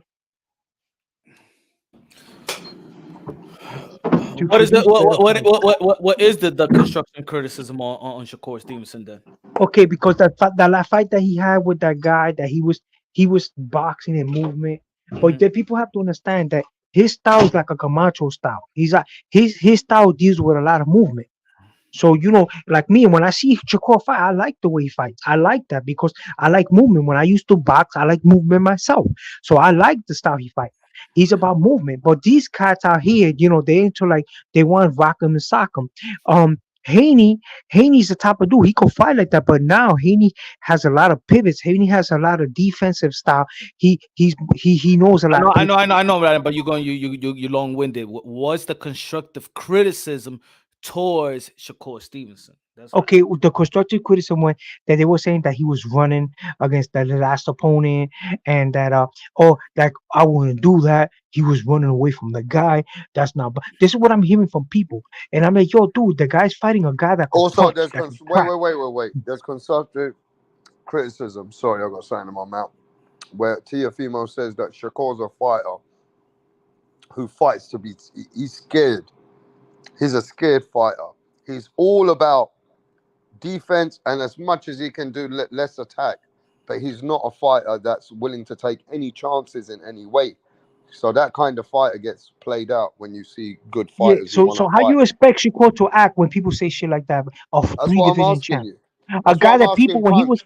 when I'm he was asking fighting at Punch that, bro. 126 Is that and 130, constructive they were saying he fucking was too big. criticism or what? They was calling him a weight bully at 130. They was calling him a weight bully at 130. Now my man's up there at 135 and he's calling him a runner. I will Now be let me tight ask myself. Punch this question though, bro. Do you So see that that means criticism? what question You heard the question, right? about You the said no, the constructive criticism, right? You heard it. yeah. That he doesn't take chances and he's a scared fighter. What do Mm-hmm. you think of that? I think that I don't think that's constructive criticism in my opinion. I think those are just criticism. Constructive criticism is something that's value that is But you constructive. see he's much better than another fighter. He can put more value on himself by putting more punches instead of just being a fighter who's trying to be extra safe, who's just Yeah. trying to win just by on points every other round. The only thing Why is not why not give the fans something a bit more better because you're good like that. You got the ability. Go ahead. no, and I think and I think with the last fight is that it's like I told them. I said the fights prior to the De Los Santos fight, we all seen what he could do. We all seen that he could stay in the pocket, he could stay in the middle of the ring, he could slip, shoot, counter, body shot, hurt his opponent. He hurt his last 4 opponents, didn't knock out all of them, but he hurt all in all those fights. He hurt his opponent. So if we could identify his skill set, we could identify that. We've seen him at the highest level versus champions, and then versus De Los Santos, we've seen this different type of Shakur Stevenson. I'm giving Shakur Stevenson the benefit of the doubt that he had an off night or something that was wrong with him, because we've seen the last 4 performance of Shakur Stevenson. Okay. We can't neglect that. We can't neglect I that. respect that. Every I outing, respect the point. every outing is a perfect outing. Not every outing is a perfect outing by not by That's none of the exactly fighters right. And then today on top of and none of that, the fighters yesterday. Punch, on top of that, the problem with the Shakur in that fight prior to that was that he's gonna fight 1 minute, he's gonna fight Haney, next minute he's gonna fight somebody else, next minute he's gonna fight somebody else, and then when the final gets made, that guy was a substitute. So now you in your mind, you focusing, you training to fight several guys, and then the last minute they want to put him against that guy. So you're fighting De Los Santos. De Los Santos is a whole different, completely different style. So your performance, I mean, it takes maturity. It takes ring activity. You got to be in the ring. Like a guy like Haney could deal with something like that because Haney's very active. You know what I'm saying? No, But right now, at that present time, Shakur was inactive for some time, and it was because a whole bunch of negotiation stuff. So what he should do now, learning from that, is start a deal, start a contract, pick somebody that wants to take the fight, start training for that fighter, give them the concessions that they want, and make the fight happen. And you don't have to do that because you understand, right? Like even Mike Tyson went through that. Mike Tyson went through that when he went for Michael Spinks. He had to give Michael Spinks all the concessions, and he put him down in 1 round. Even if you know you could beat the opponent, and these guys want to be divas, say what you said before. Say the word again. concessions. Okay. Concession, because what happens, these guys are divas, bro. These cats out here are divas, bro. They're flat out divas, bro. Like they be doing some diva like stuff. So it ruins you because you want to make this fight happen so you can start your training camp and beat this guy, you know what I'm saying, and look good. You know what I'm saying? So now you can't do it because now all these guys are diva like. So you gotta make this deal thing. And they diva like on purpose so they could ruin your training. So it could affect you in your fight. And that's what happened in that fight. The And only you thing know, I wanted to say when he was saying about the he was saying about that about Tio, and that he doesn't that he said that Tio's delusional, that he can't work on his mistake, on the thing that he need to work on, because he feels like he's always doing something right or things of that nature. The only thing that I had to say about that, let's say, about the Sand, and we was talking about the Sand, he was talking about the Sando Martin and his performance, his latest performance is that a blueprint to win the fight? I don't want to see it. I don't want to be given the blueprint to go 12, because see, that's the blueprint to go 12. Use your legs, survive. That's the blueprint to go 12. What is the blueprint to beat Tio? Now, of course, people gonna say that George Cambosa. Guess what? George Cambosa didn't run. George Cambosa didn't move like that. So that if people gonna go with the blueprint to beat Tio, why they don't go with the blueprint of George Camboso instead of the blueprint that never beat Tio? I agree, but also you got to look at the Shakur that's gonna be Tio is a Shakur that for Jamel Herring. That's Shakur. That's the Shakur we're talking about. That's the real Shakur. The Shakur that fought Jamel Herring, right? That's the Shakur that's gonna fight Tio. And Tio's gonna have a hard time because the boy's gonna be big, he's gonna be solid, he's gonna be hard to fight. You know what I'm saying? Tio can't deal with a guy like that. He showed it in the last fight. He can't deal with movement. He can't deal with a guy that's waiting for you to count. He's waiting for a counter punch. He can't deal with that. Tio formalized guys to come to him, stalk Yeah, but him that's down. what I'm saying. But we got to be real with that, and that's what I'm saying. We got to be real with that. We picking and choosing. Like, let's say Shakur Stevenson in his last fight was moving around. He got criticized. He got heavily criticized to the point where even when he mentioned that he's gonna retire, you see a lot of people saying, "Well, we ain't gonna miss you." But then Tio fights a mover like Jermaine Ortiz, and they praising Jermaine Ortiz. Is it because people just want to hate Shakur and people just want to hate T.O.? Two different type. T.O.'s the chaser. He's getting criticism. Shakur Stevenson, the mover, he's getting criticism. De Los Santos, the chaser, he's getting credit.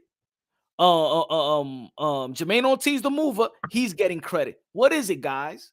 Y'all let me know what was is The thing with is it really a technical thing, or is really just a hate thing? He just got to deal with the criticism, bro. He got to deal with the criticism, make it into constructive criticism, build on it. Before the training camps, when he's on training camp, don't listen to social media. You know what I'm saying? Stuff like that. After the fight is done, then talk a little bit. You know what I'm saying? Let his delegate talking to other people in his team. You know what I'm saying? And like some fighters do, some fighters don't like constructive criticism. It gets to them. You know what I'm saying? And they're doing that now because the kid is good. The kid is very, very good. But what about man. what Shakur said? Shakur said to you, Punch, that I understand that the fans feel like that, but he goes, one fight doesn't define what I'm doing as a fighter. Just like anybody else, it doesn't define. But they still now call him boring, that he ain't somebody that care about. Fuck Shakur and Ortiz, they're track stars. That's what you hear nowadays, bro. He wasn't boring when he fought Jamel Herring. He wasn't boring when he was exactly. I'm saying he's proven that. He's proven not to be that. That's why I said he should get the benefit of the doubt. If this is the boxing community, we all saw what he did to the last 4 opponents. So they shouldn't be stuck on the performance with Edgar de los Santos. They shouldn't be stuck on that. You know, they're giving him the benefit of the doubt that he had an off night, or he was injured. It's almost like Gervonta Tandes versus Pitbull Cruz when he was just using one hand. At a certain point, you got to understand, okay, something is wrong with him. Not be like naive and be like, just because you want people want to root against him, it's, oh, see, he got him. Look how he looking. Nah. There's something wrong. There's something wrong. No, and another thing is that Mr. Punchwork is saying, right? This young man, for sure, like if I was managing him or I was his advisor, and I know if he signed with Eddie Hearn, he's gonna be active. This guy needs to fight minimum 4 times a year. He needs to be very active. Money's not only the problem. He's gonna make money, but he gotta be more this is not constructive though, but this is real criticism. Like he gotta be say that he's scared of power. Be more what active. about that? He's not scared of power, bro. He's scared he got of a good power. chin, bro. He got hit by Nakata, the African guy, Nakata, the one tagged him on the chin, and he danced and he wasn't hurt. He got hit by Oscar Valdez, bro. He has a chin. He could take a punch. But Shakur Stevenson, basically what the problem here is, right? We got a different culture of boxing in the last 10 years. And if you look at the fighters that were fighting before, like Devin Haney, they were getting cursed. Now Devin Haney's upped his game. But Shakur Stevenson, when it talks about the boring part, or when it comes to scientific, or when it comes to somebody who's constantly trying to be on the defense and just do a little bit of attack, a little bit of Pikachu, unfortunately, what has that created today, bro? We're in the climax of today where that kind of fighter today isn't respected the same way. And even though you say that this is the fight he fought last, Shakur Stevenson's fighting style is not coming with explosive or any fireworks like that, bro. So it creates a different energy for the fan base. So they do go at him because they don't like what he actually is as a fighter, considering to a lot of other fighters that have got more heart and willing to take a lot more risk. Do you understand? That's criticism, bro. I think the last fight is he's getting criticism for the last fight. But the other fights, where's the criticism for those last fights? It shouldn't be no criticism. I mean, in the fight with Conseil, that wasn't that great for people, right? It's only the fight with the lower weight class, they were calling him a bully, a weight bully. And he didn't even close the show with Valdez. They say that he still played very calculated with Valdez, and he took some rounds out like that because he don't want to take no risk. And look the problem here is, though, you know how the boxing culture look at this? And let me tell you how they see it. If there was a kind of a nerd, you know what a nerd is, don't you? A boffin, a nerd. You know, one of them nerdy nerds in them schools who are very educated, who want to do things nerd. If you had boxing to say why they feel a bit, they feel like these are the nerds of boxing. Do we have do we have more expectations from from certain fighters than others in terms of performance? Yes, yes, that's the problem. He's that guy. He they expected much more from him, bro. No, They expect at it's one like time people thought he would whip Teofimo. At one time people were saying he better than Teofimo.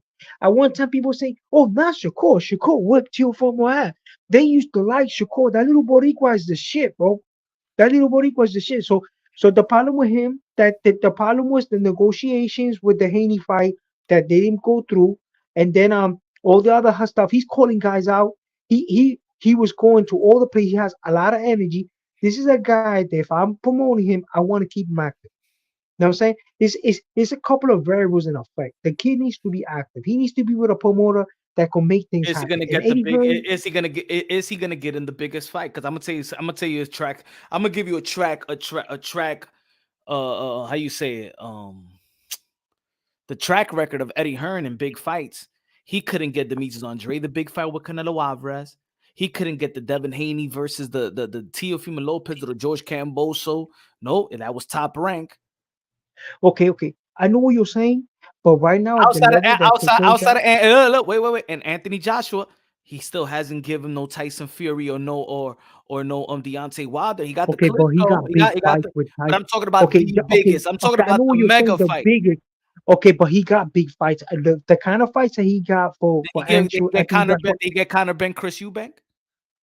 he's on the process. Well, Conor Ben, you know how many guys Did he want to get fight it? Conor Did he Ben right get now? it though? Whether Not yet. He's on the works. It's on the works. You know how many no guys no want to no fight no no Conor no no Ben, no. bro? Did he get it? These are the track records. Not yet, not yet, not yet. But These what are I'm the saying track is, records. So I'm saying, if he went to Eddie Hearn right now, mhm. I know for sure Eddie Hearn will get him that Isaac Cruz voting memorial winner. That guy could go to 140, test those waters right there. Right there with that kid, boy, that kid is flaming hot, bro. And start calling, and all he gotta do is antagonize those dudes, bro. The same way they're doing to him, he does it to those motherfuckers. Goes do was go it to easy? after the fight, Was start it calling easy? to your former out. Was an Huh? easier fight to make? Was an easier fight to make? Berlanga versus Munguia, Berlanga versus Canelo. Yo, Berlanga was Canelo, bro. Forget about You think Monguilla that? right now. Wait. I'm saying Monguilla, what does Monguilla have, what bro? fight? What does Listen to the question. What fight is Mhm. easier to make? Canelo versus Berlanga or Berlanga versus Munguia? Okay, let me answer this. You're gonna say no. To me, I No. think the Go ahead. Canelo You let fight me. is You easy. got to break it down. Why Okay, it's easy, Canelo Alvarez is business an easier wise. fight to make. Canelo's looking for an opponent, right? The kid is very popular. Canelo's gonna get a lot of money for that fight because the kid is very popular. He's a hot attraction. The Puerto Rican Mexican rivalry is there.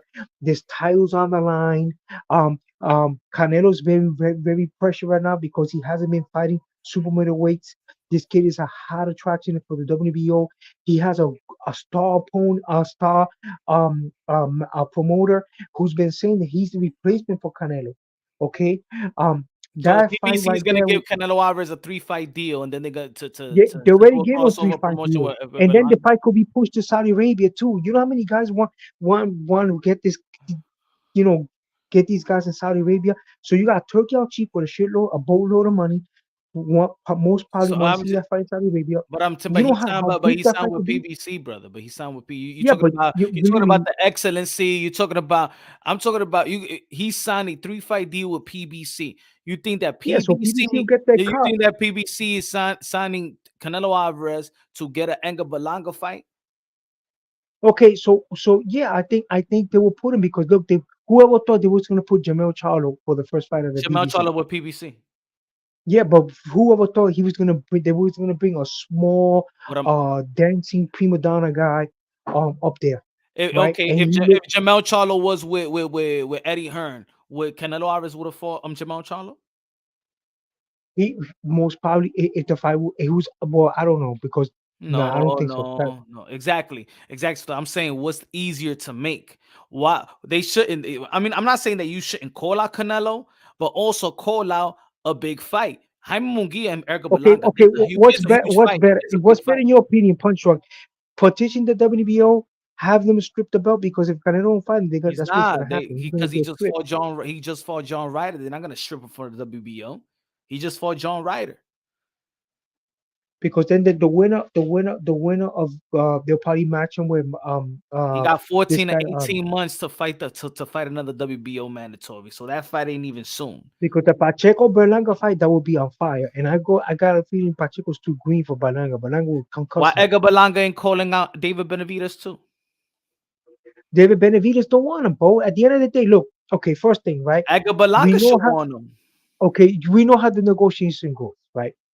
Okay, if Eddie Hearn will send a contract right now to PBC for that guy, they will be insulted because that's showing them And just shut up, bro. that Edgar Eddie Hearn. Berlanga ain't gonna fight those tricky fighters. He Yo, but cannot right now, take the risk. He's not ready for the smoke with Benavidez. He's not ready for but Morel. The boss, reason you why, calling me up, but I'm if he trying to takes explain that something to risk him. for a couple of million, Eddie Hearn and Edgar Berlanga, they want to cash out big money. They want So to his cash out, two and then biggest on top fights, of that, his they biggest were not going fight to sign a really, contract because they'll be all right, considered bro, the A but his class. biggest fight, man, is Jaime Munguia. And if he Yeah, can't get that no, money with Jaime Munguia, then the way Berlanga will become a multi-millionaire, because with those big chains and his Ferraris and Lamborghinis, if he gets the Jaime Munguia fight and then the Canelo fight, that's the money for him. He okay, goes but let any me other say, route, bro, it ain't gonna okay, can work I for say him. one thing? I Can think I it'll say be an one thing? explosive fight. I think both of these Okay, guys. I think you it'll be talk good. about that fight, Who's right? gonna You be talk about that fight. explosive?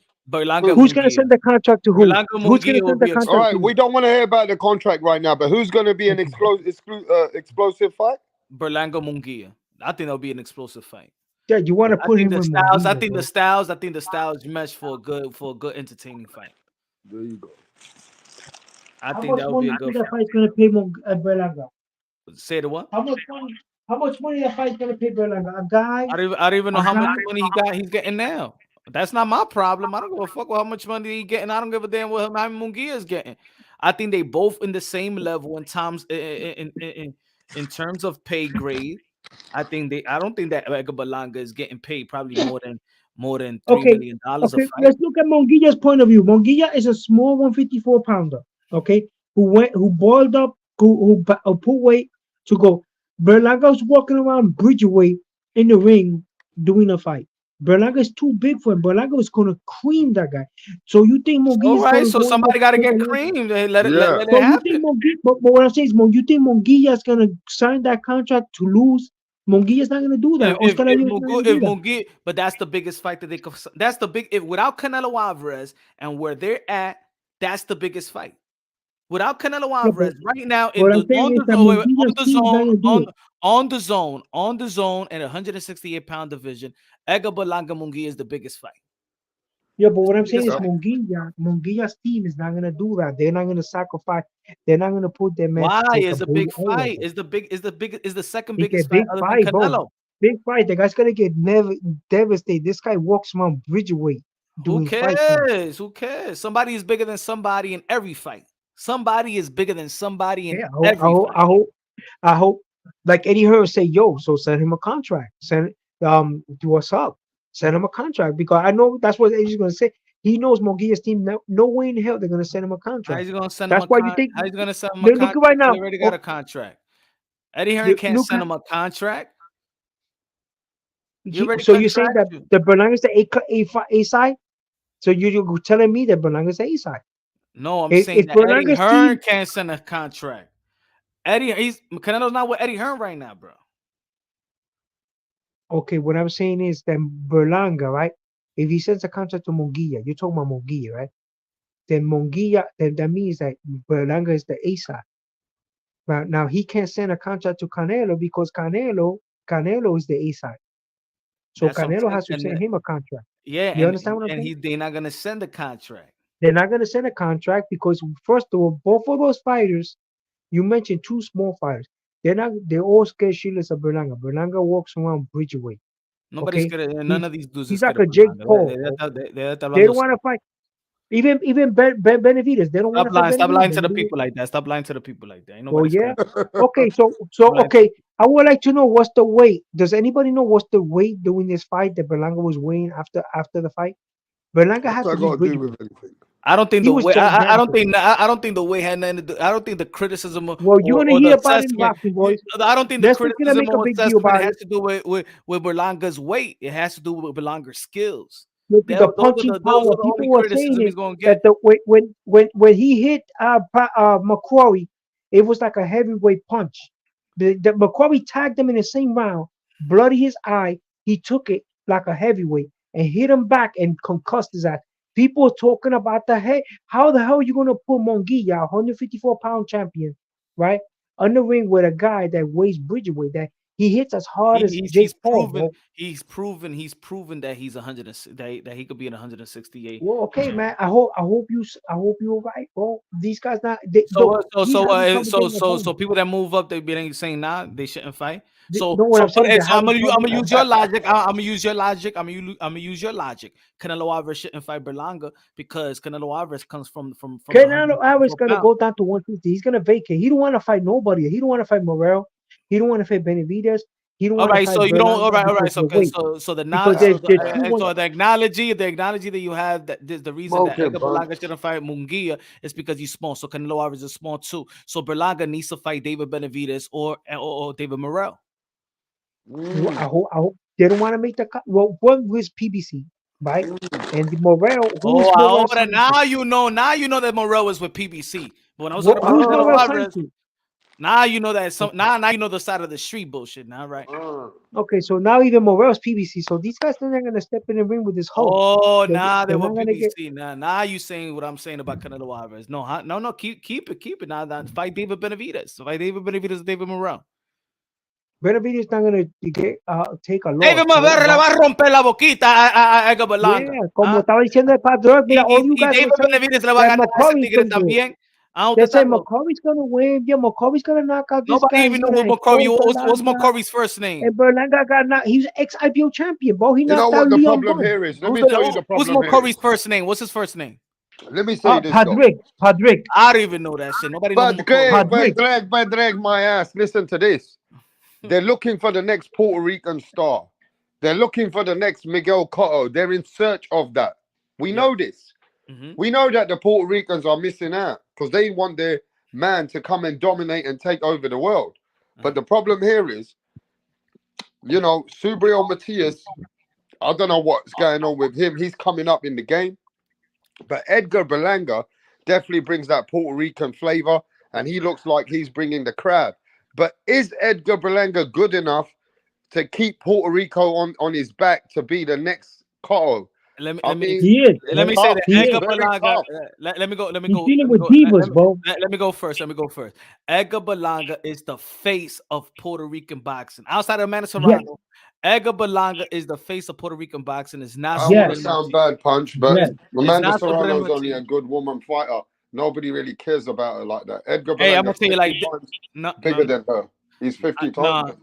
No, I'm not. So I've been to Amanda Serrano. Yo, she's big, bro. I've been to Amanda Serrano. Taylor, bro. Yo, Serrano's big. What about when she became? Amanda Serrano's got a very dry personality, and she looks like a dyke.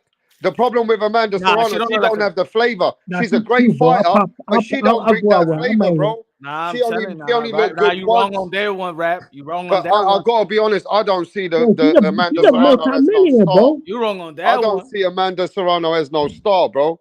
You wrong on that. I'm telling you. I'm based on Puerto Rican what Puerto Rican boxing is right now. Amanda Serrano is the biggest Puerto Rican star, bro. Okay. She's the biggest Puerto Rican female, boss. But when I'm talking about male, as a female, just a female. She makes the most money too as a female. No, bro, it's just not the female. It's just not the female. Maybe Punch is right. She might be big in the Puerto Rican community. Maybe Punch is right. She probably is big in the Puerto Rican community. What do I know? She's big in Puerto Rico and she's big as a female. But when it comes to male, Berlanga wins, bro. Berlanga is no, you can't say that. You can't say that. She doesn't have. Berlanga is Boricua. Bro, the woman's sport don't support like that, bro. That's why Clarissa Shield was fighting today. Nobody gave a fuck. But the truth is, women's sport with Amanda Serrano's one big highlight is Katie Taylor, and that's Bro, it, y'all bro. haven't gone to the fight. I've been to 2 Amanda Serrano, not No, she's Puerto three Rican, bro. wait, 3 Amanda Serrano Wait, fights. Jake Paul's The fight. first fight. No, the first fight that I went to was Amanda Serrano versus Heather Hardy, and Devin Haney versus Saul Abdullah was the main event. I'm gonna tell you like this: nobody went for Devin Haney and Saul Abdullah. Go watch the fight. They went out there to see Amanda Serrano and Heather Hardy. Yeah, I don't know. I don't even think Yo, women's boxing. Nobody When gives was a the fuck. last? And when was the I last? still don't think When nobody was gives the a last? fuck When about was women's the boxing. last boxer? Who was the last boxer? Puerto Rican, but she's a girl, bro. At the end of the day, she's a girl. The truth is, I don't. Who was the see her last like American boxer? Who was the last American boxer that sold out Madison Square Garden? that. Amanda Serrano, yeah. No, I'm saying before Amanda Serrano. Who's the last one? You think that shit is easy? I would have thought Zab Judah. Nope. But anyway, Amanda Serrano. Let's talk about Edgar Amanda Serrano. She's good for women's boxing, but maybe as a global star, I don't see that. But anyway, she's a high-paid female boxing, bro. And she she's makes the more only money woman than boxing. And she's the she only makes more woman money than boxing that Clarissa, fought bro. 12 rounds. She's yeah, the but only still boxer- nobody gives a fuck. Still, like nobody really cares about women's boxing like that, bro. At all. I think with a, she makes more money than Clarissa Shields, bro. I don't think people care about too much women boxing, but I do think they care about a particular boxer. They do care about Amanda Serrano. They do care about Katie Taylor. They do care about Clarissa Shields. They do care about now Alicia Baumgartner. They might not care about women boxing as a whole, but when they fight in the UK, they love Natasha Jonas more than a lot of men fighters. Natasha Jonas ring bells out there in the UK. Yeah, I mean, women's boxing is getting better. I ain't gonna lie, but the And one shout who out to took the Cameron. most attraction out of Clarissa Shields, Amanda, Katie Taylor is the one who had the big ass and big tits. Nobody cares what her name was. They just wanted to see her. Ebony Bridges. Ebony Bridges. Bridges. Nobody cares. she They just lost. want to see Ebony just for her fucking tits Yeah, and the ass because Japanese Ebony beat her ass. acts like, Ebony looks like one of them women. I don't want to sound bad, but if you saw her in a club, she'd definitely be swallowing and sucking that night. So people like that kind of women as well in the game. So she got more attraction than all those fighters at one point. But again, women's boxing is still growing. I just still see a lot of people. They kind of like, nah. Yeah, but I'm Berlanga gonna is say the this top about draw, Edgar. bro. I'm gonna say why. But Edgar Edgar Berlanga Boricua, bro. is the face of Puerto Rican boxing, and Suprema Yo, I could see Diablo, Berlanga. déjame hablar, coño, que yo estoy hablando. Chila, my friend. Oye, está hablando de Coño, pero Miguelita. Espera, No, porque tú estás dame hablando- terminar. Dame terminar. Está hablando de Boricua, bro. Well, Diablo, ya que ya yo me olvidó lo que voy a hablar con usted. Anyway, Edgar Berlanga is the face of Puerto Rican boxing. I say that because Subriel Matias, in my opinion, is not the face of Puerto Rican boxing. Subriel Matias caters more, believe it or not, Subriel Matias is catering more to Mexican boxing right now. He trains in Mexico, trained by a Mexican trainer. He plays when he's coming out in his interest. He's playing Mexican songs. In his last 2 televised fights, he's coming out with the slow Mexican songs and stuff like that. He don't come out with Puerto Rican flag or nothing like that. He caters to the Mexican fans. Eddie Hearn said that he's taking Subriel caters. Matias to Puerto Rico soon. Oh yeah. But now, because now he that's his hustle. I don't think that Eddie Hearn really believe in Edgar Berlanga, and I don't think that Eddie Hearn really believe in Matias. He believes in the markets of Puerto Rico, so he wants to take him to Puerto Rico. I say take Edgar Berlanga first to Madison Square Garden or to the Barclays Center, and then take him to Puerto Rico and then bring him right back. That's the reason why it's taking Subriel Matias such a long time to captivate the Puerto Rican fan base. Because believe it or not, and the Puerto Ricans ain't gonna say it right now. I know y'all don't want to say it right now.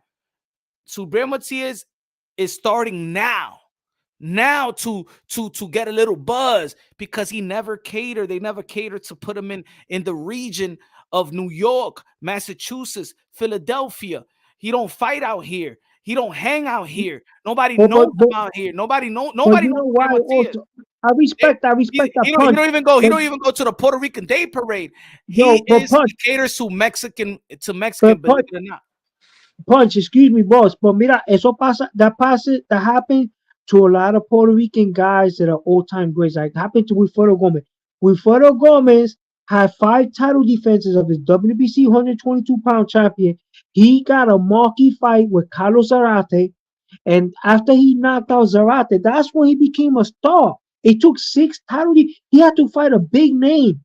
So that's the same thing that's gonna happen with Berlanga.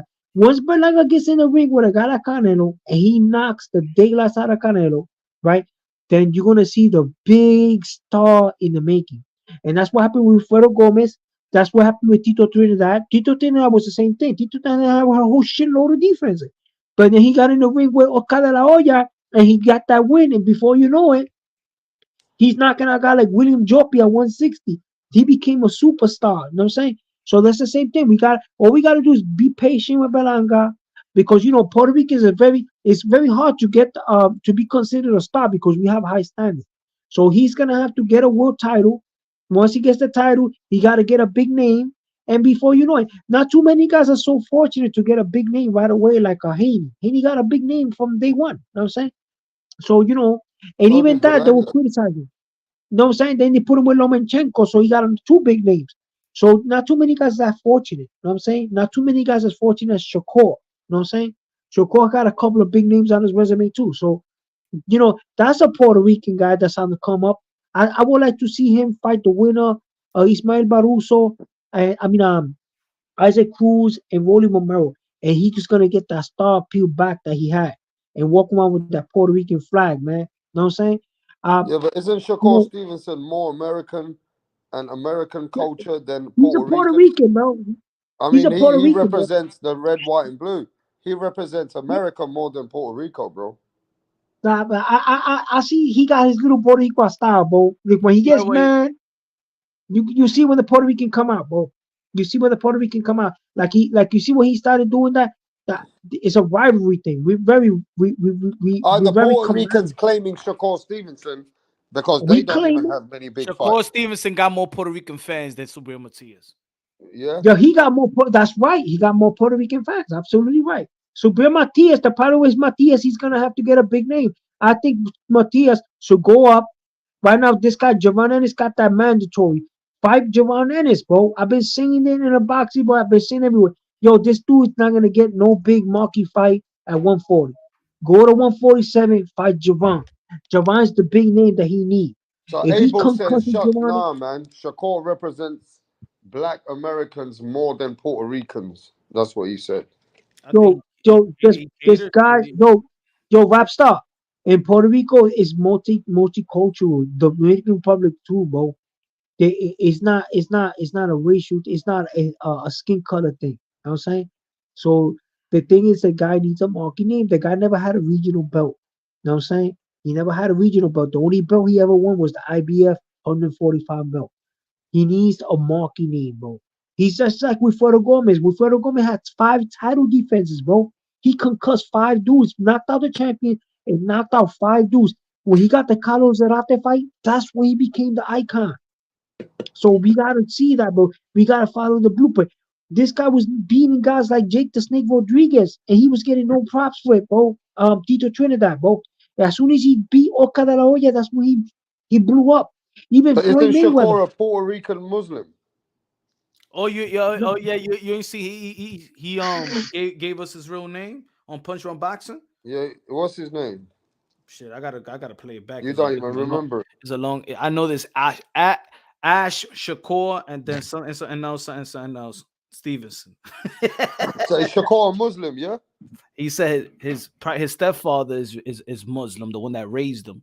He's Muslim, so he got a Muslim name. His stepfather's a Muslim. Mm-hmm. Yeah, it happens, man. People marry and they get divorced. It's America, man. Look at Barack Obama, one of our presidents. He was married. His mother was married to a gentleman from Kenya, right?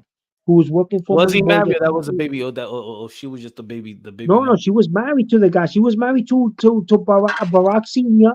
He was at top 8 for Mongolia, right?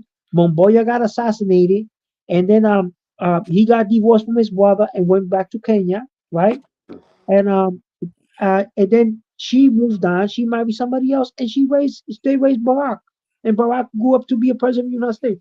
So it I, s- happens. It's American culture. I say this with the Edgar Berlanga. I think his performance and I think that the fans should be happy because with his performance, he just brings and sustain another body, another, you know what I'm saying, another big fight for the 168-pound division. Can you think about the 168-pound division? Let's say like couple of years ago, before Canelo Alvarez got there. That shit was a ghost town. That shit was like the middleweight division, like the 160-pound division is now. You know what I'm saying?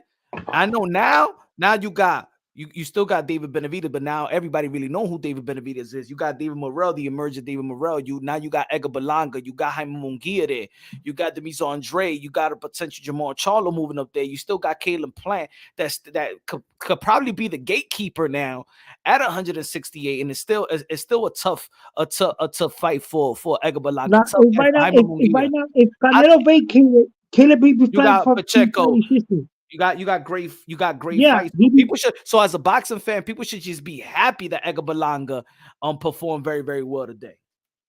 yeah, that's a good fight, man. Shishkin, the IBF high ranking fighter for the IBF, Shishkin, that guy, the one that beat Jose Ostatigi.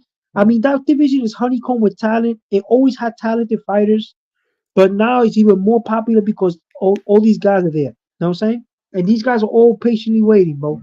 So the thing is that Janet this Beck should guy's move up there.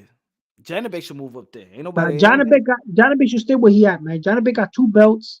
Johnny is right now. He don't even get hit back. Remember, you were telling me in the show one time about Andrade that he doesn't get hit back. Johnny doesn't get hit back. There's no return fire. When Johnny on the he has attack, a lot of close. He got a lot of close. He got like 2 close fights in that resume. yo, Johnny is nice, bro. I'm not gonna I say he's think not nice. I'm saying that the 160-pound division. Look, where boxing is right now, boxing is a niche sport. A lot of these promoters, especially right now, this is just saying no PBC thing. This is a top ranked thing. They got 1 year and a half, which ESPN is gonna let them go. There is no extension on the table. What I heard, there's no extension on the table from ESPN. So and Golden Boy Promotions, they're not they don't have a long-term deal with the zone. And I spoke to Oscar De La Hoya. They still negotiating, trying to get a long-term deal. So they don't got a long-term deal. They're not throwing money like that to boxing like they was even a couple of years ago. So these because it guys, gets only so names is soon enough. Names versus names is going to be the most important thing to sustain, to get these contracts, to get these networks. These networks are leaving boxing. They're leaving. They're not spending no more money in boxing. You know what I'm saying? everything is paid for you. Just think about it. But just think about it. PBC went to Amazon Prime. Amazon Prime is not giving no guarantees. So, but PBC got a Canelo Alvarez, the cash cow of sport of boxing. They got Javante Tank Davis, and still Showtime was like, man, it's just not enough. It's not enough. We're going to take too many losses anyway. You know what I'm saying? You telling me if Floyd Mayweather was still fighting, that Showtime would have left? Nah, they would have hold on until Floyd Mayweather retired. I think they would have hold on. They would have hold on. Yeah, but they're saying that about Al Heyman and PBC because they've gone into nearly $1 billion debt, and they're not a working model, that there's too much in the dirt to overcome. So they're not interested due to other commodities that they can work with. So when they looked at it, they said, nah, we're not going to work this game anymore. Let Al Heyman take this whole fucking ship somewhere else. Yeah, but that's everybody. Yeah, that's everybody. That's everybody. But now, because this is where Al Heyman is, we just got to see how he unfolds from there. But other companies might become stronger. Yeah, but that's what I'm saying. Look at, like, let's say Top Rank. They lost. They might lose Shakur Stevenson. Who is the high invested fighter with Top Rank?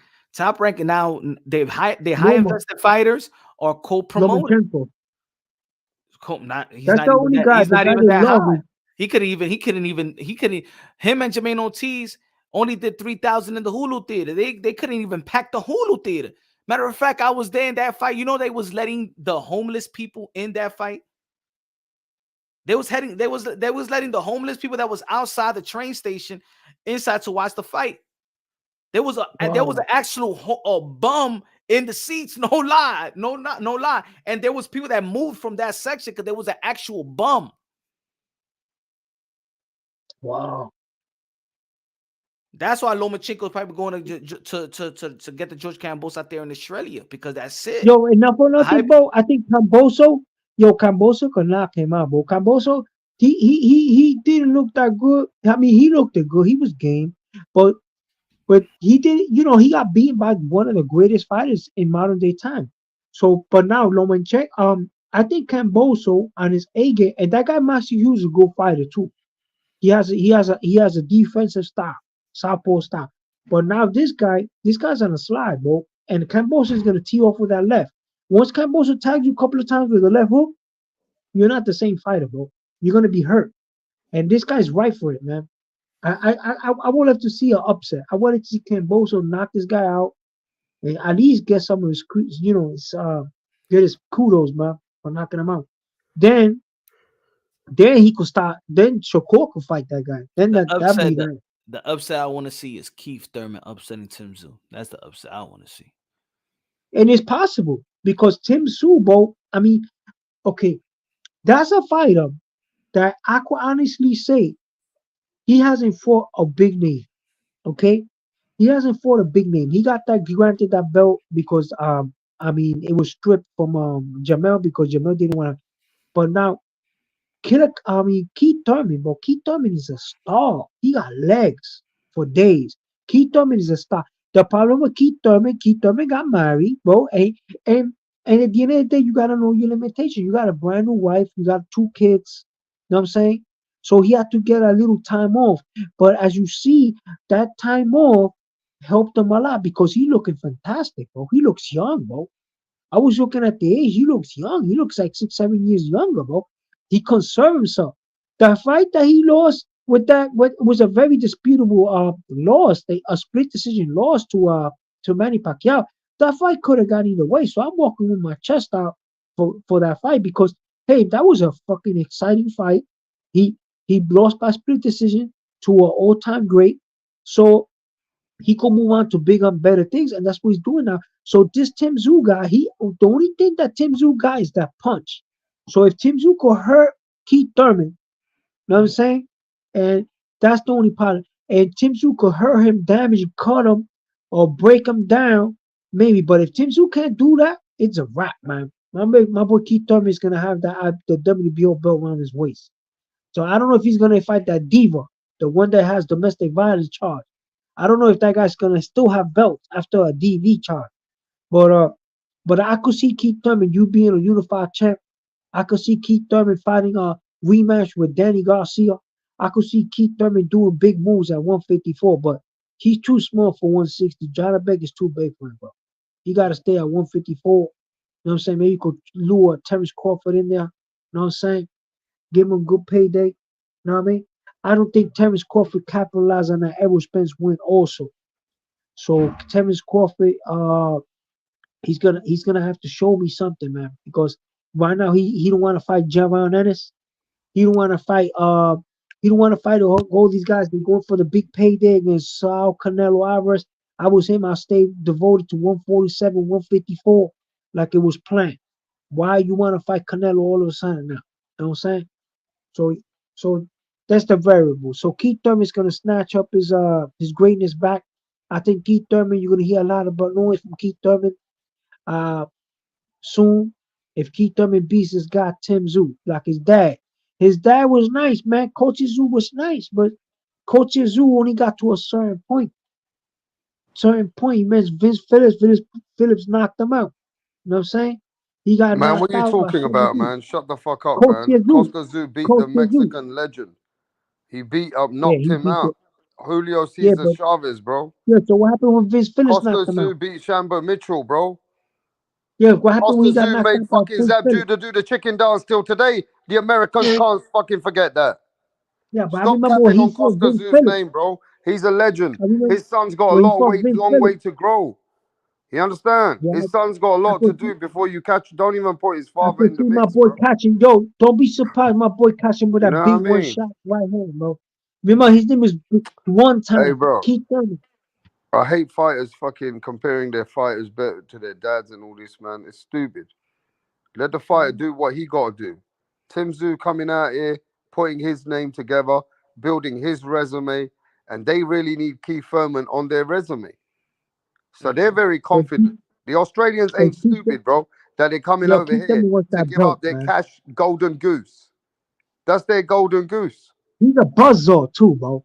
You seen that fight when he fought Josecito Lopez, where he got hurt, knockdown, Mm. standing knockdown, Mm. standing 8 count, and you see how many times, yo, he was buzzsawing the shit out of that dude, bro. That dude throws a whole lot of punches, bro. Mm. He throws mad punches. Keith Thomas is mad exciting, bro. Everybody wants to fight Keith, bro. Everybody want to fight Keith, bro. Keith is so popular, bro. He's mad short, So yeah, real but we're muscle gonna have to bound. see if Keith still got that excitement left, or could this be a retirement? Ain't gonna be no retirement, man. He's coming back, bro. It's gonna We'll be see. one time once again.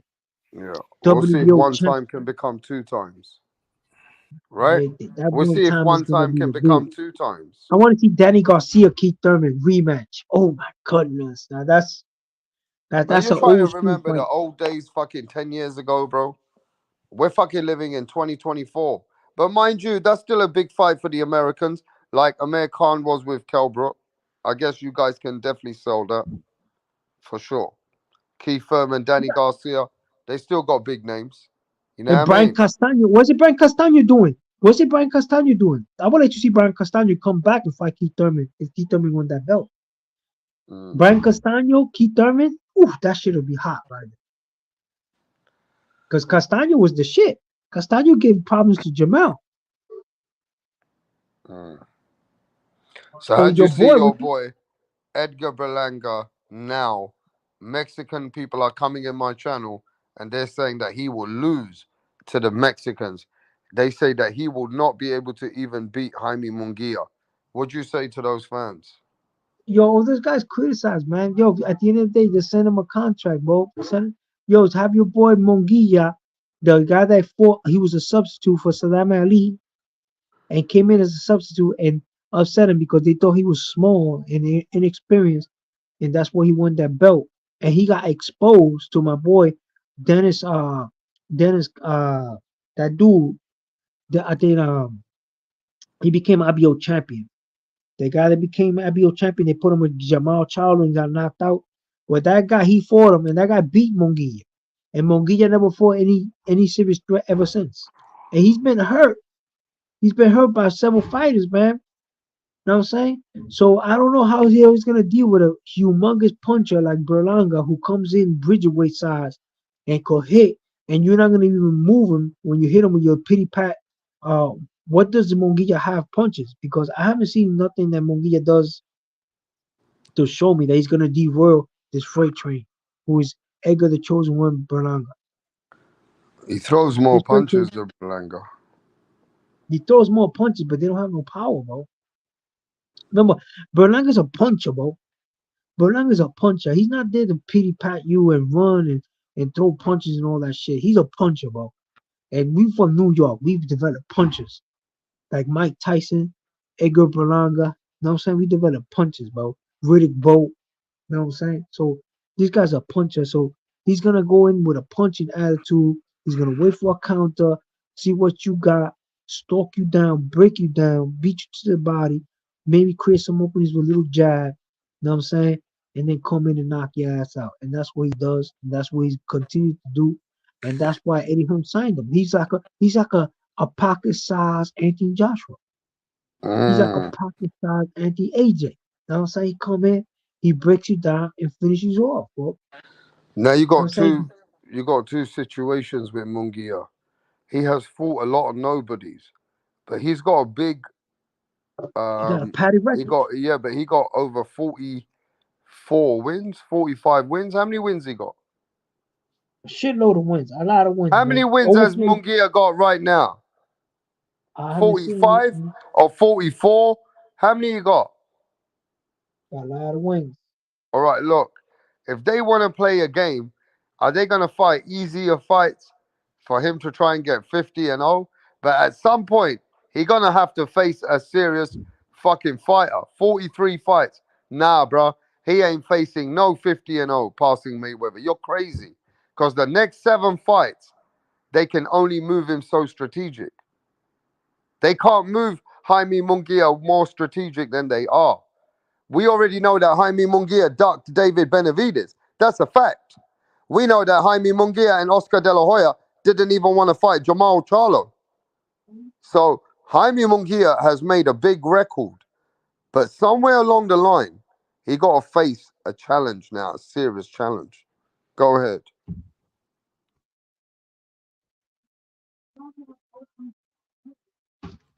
If he goes to 160, he could do it. But you already know that he outgrown 160, Texas 16 South. You understand? Yeah, I He got understand. 43 wins. Yeah? He got 43 wins, man. And this guy has less wins than him, and he's a star. I think right now, Berlanga gets more respect than guys like Munguia. But you know which guy I would like to see Berlanga fight next? Caleb Plant.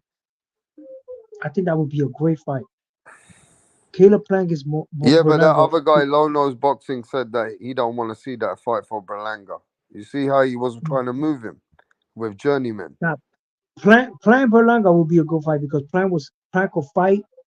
Plant's got he's still young. You know, that one till he gets the Alvarez fight. That I don't know, just I would like to see him get knocked out, bro. I know this guy will knock him out, and it's a good barometer fight because Benavidez got to win on him and win the distance.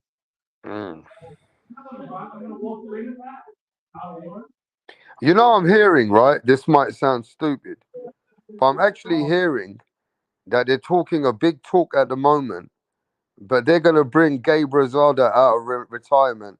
And that's why Gabe was at Berlanga's fight, because they're going to try and get Gabe out of retirement to make that fight with him, just to keep him busy.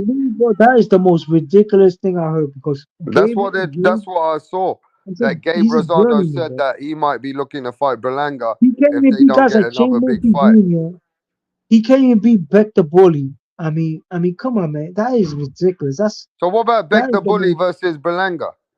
Now that's a fight. Yeah, Beck the Bully is a fight because he's the WBO global champion, and he is the NBO. That'd be a step up for him. You know what I'm saying? And that, to tell you the truth, that's a fight that, okay, if it happens, it'd be good because it's a step up fight. But Rosado, bro, Rosado should become a trainer, bro. Rosado, that's ridiculous. He's gonna be put in a hospital, bro. It's a different, yo, man. How you gonna put a guy that started his career as welterweight with a guy that walks around with the dimensions of Berlanga, bro? That is inhuman, bro. To do that to a guy that's abusive, bro. You see, when he got knocked out by that dude, there was a guy that was 160 and I knocked out Rosado. And I haven't seen the guy ever again fight. I think he got knocked out by Triple G. Triple G knocked him out. It was a black American gentleman. And he fought Rosado. And he knocked out Rosado. So, you know what I'm saying? I don't want to see Rosado fight. I don't want to see Rosado fight again, bro. He's done it. I give him his props, but he never went to a world-class level. He never defended a regional belt multiple times. I mean, he had a good career. Let's call it a day, but why bring in a guy? It's like he's like a Derek Chisora, bro. Why bring Derek Chisora and put me in the ring with him? You know what I'm saying? It's like Derek Chisora right now fighting Joseph Parker. You know what I'm saying? Or a lot of people, look. I know that Berlanga is one of your top fighters. Everybody on the YouTube knows that Suleiman and Berlanga are neck and neck. They know that. Before even Berlanga getting this knockout today, you've been fighting for Berlanga because Berlanga's been taking a lot of heat and a lot of hate. But they still don't see, the problem is you still believe in Berlanga, they don't. Okay? A lot of fans hate on Berlanga. They call him a bum. They call him a bum. I say that fight will not take place? Because first of all, Eddie Hearn he's not an Eddie Hearn projection.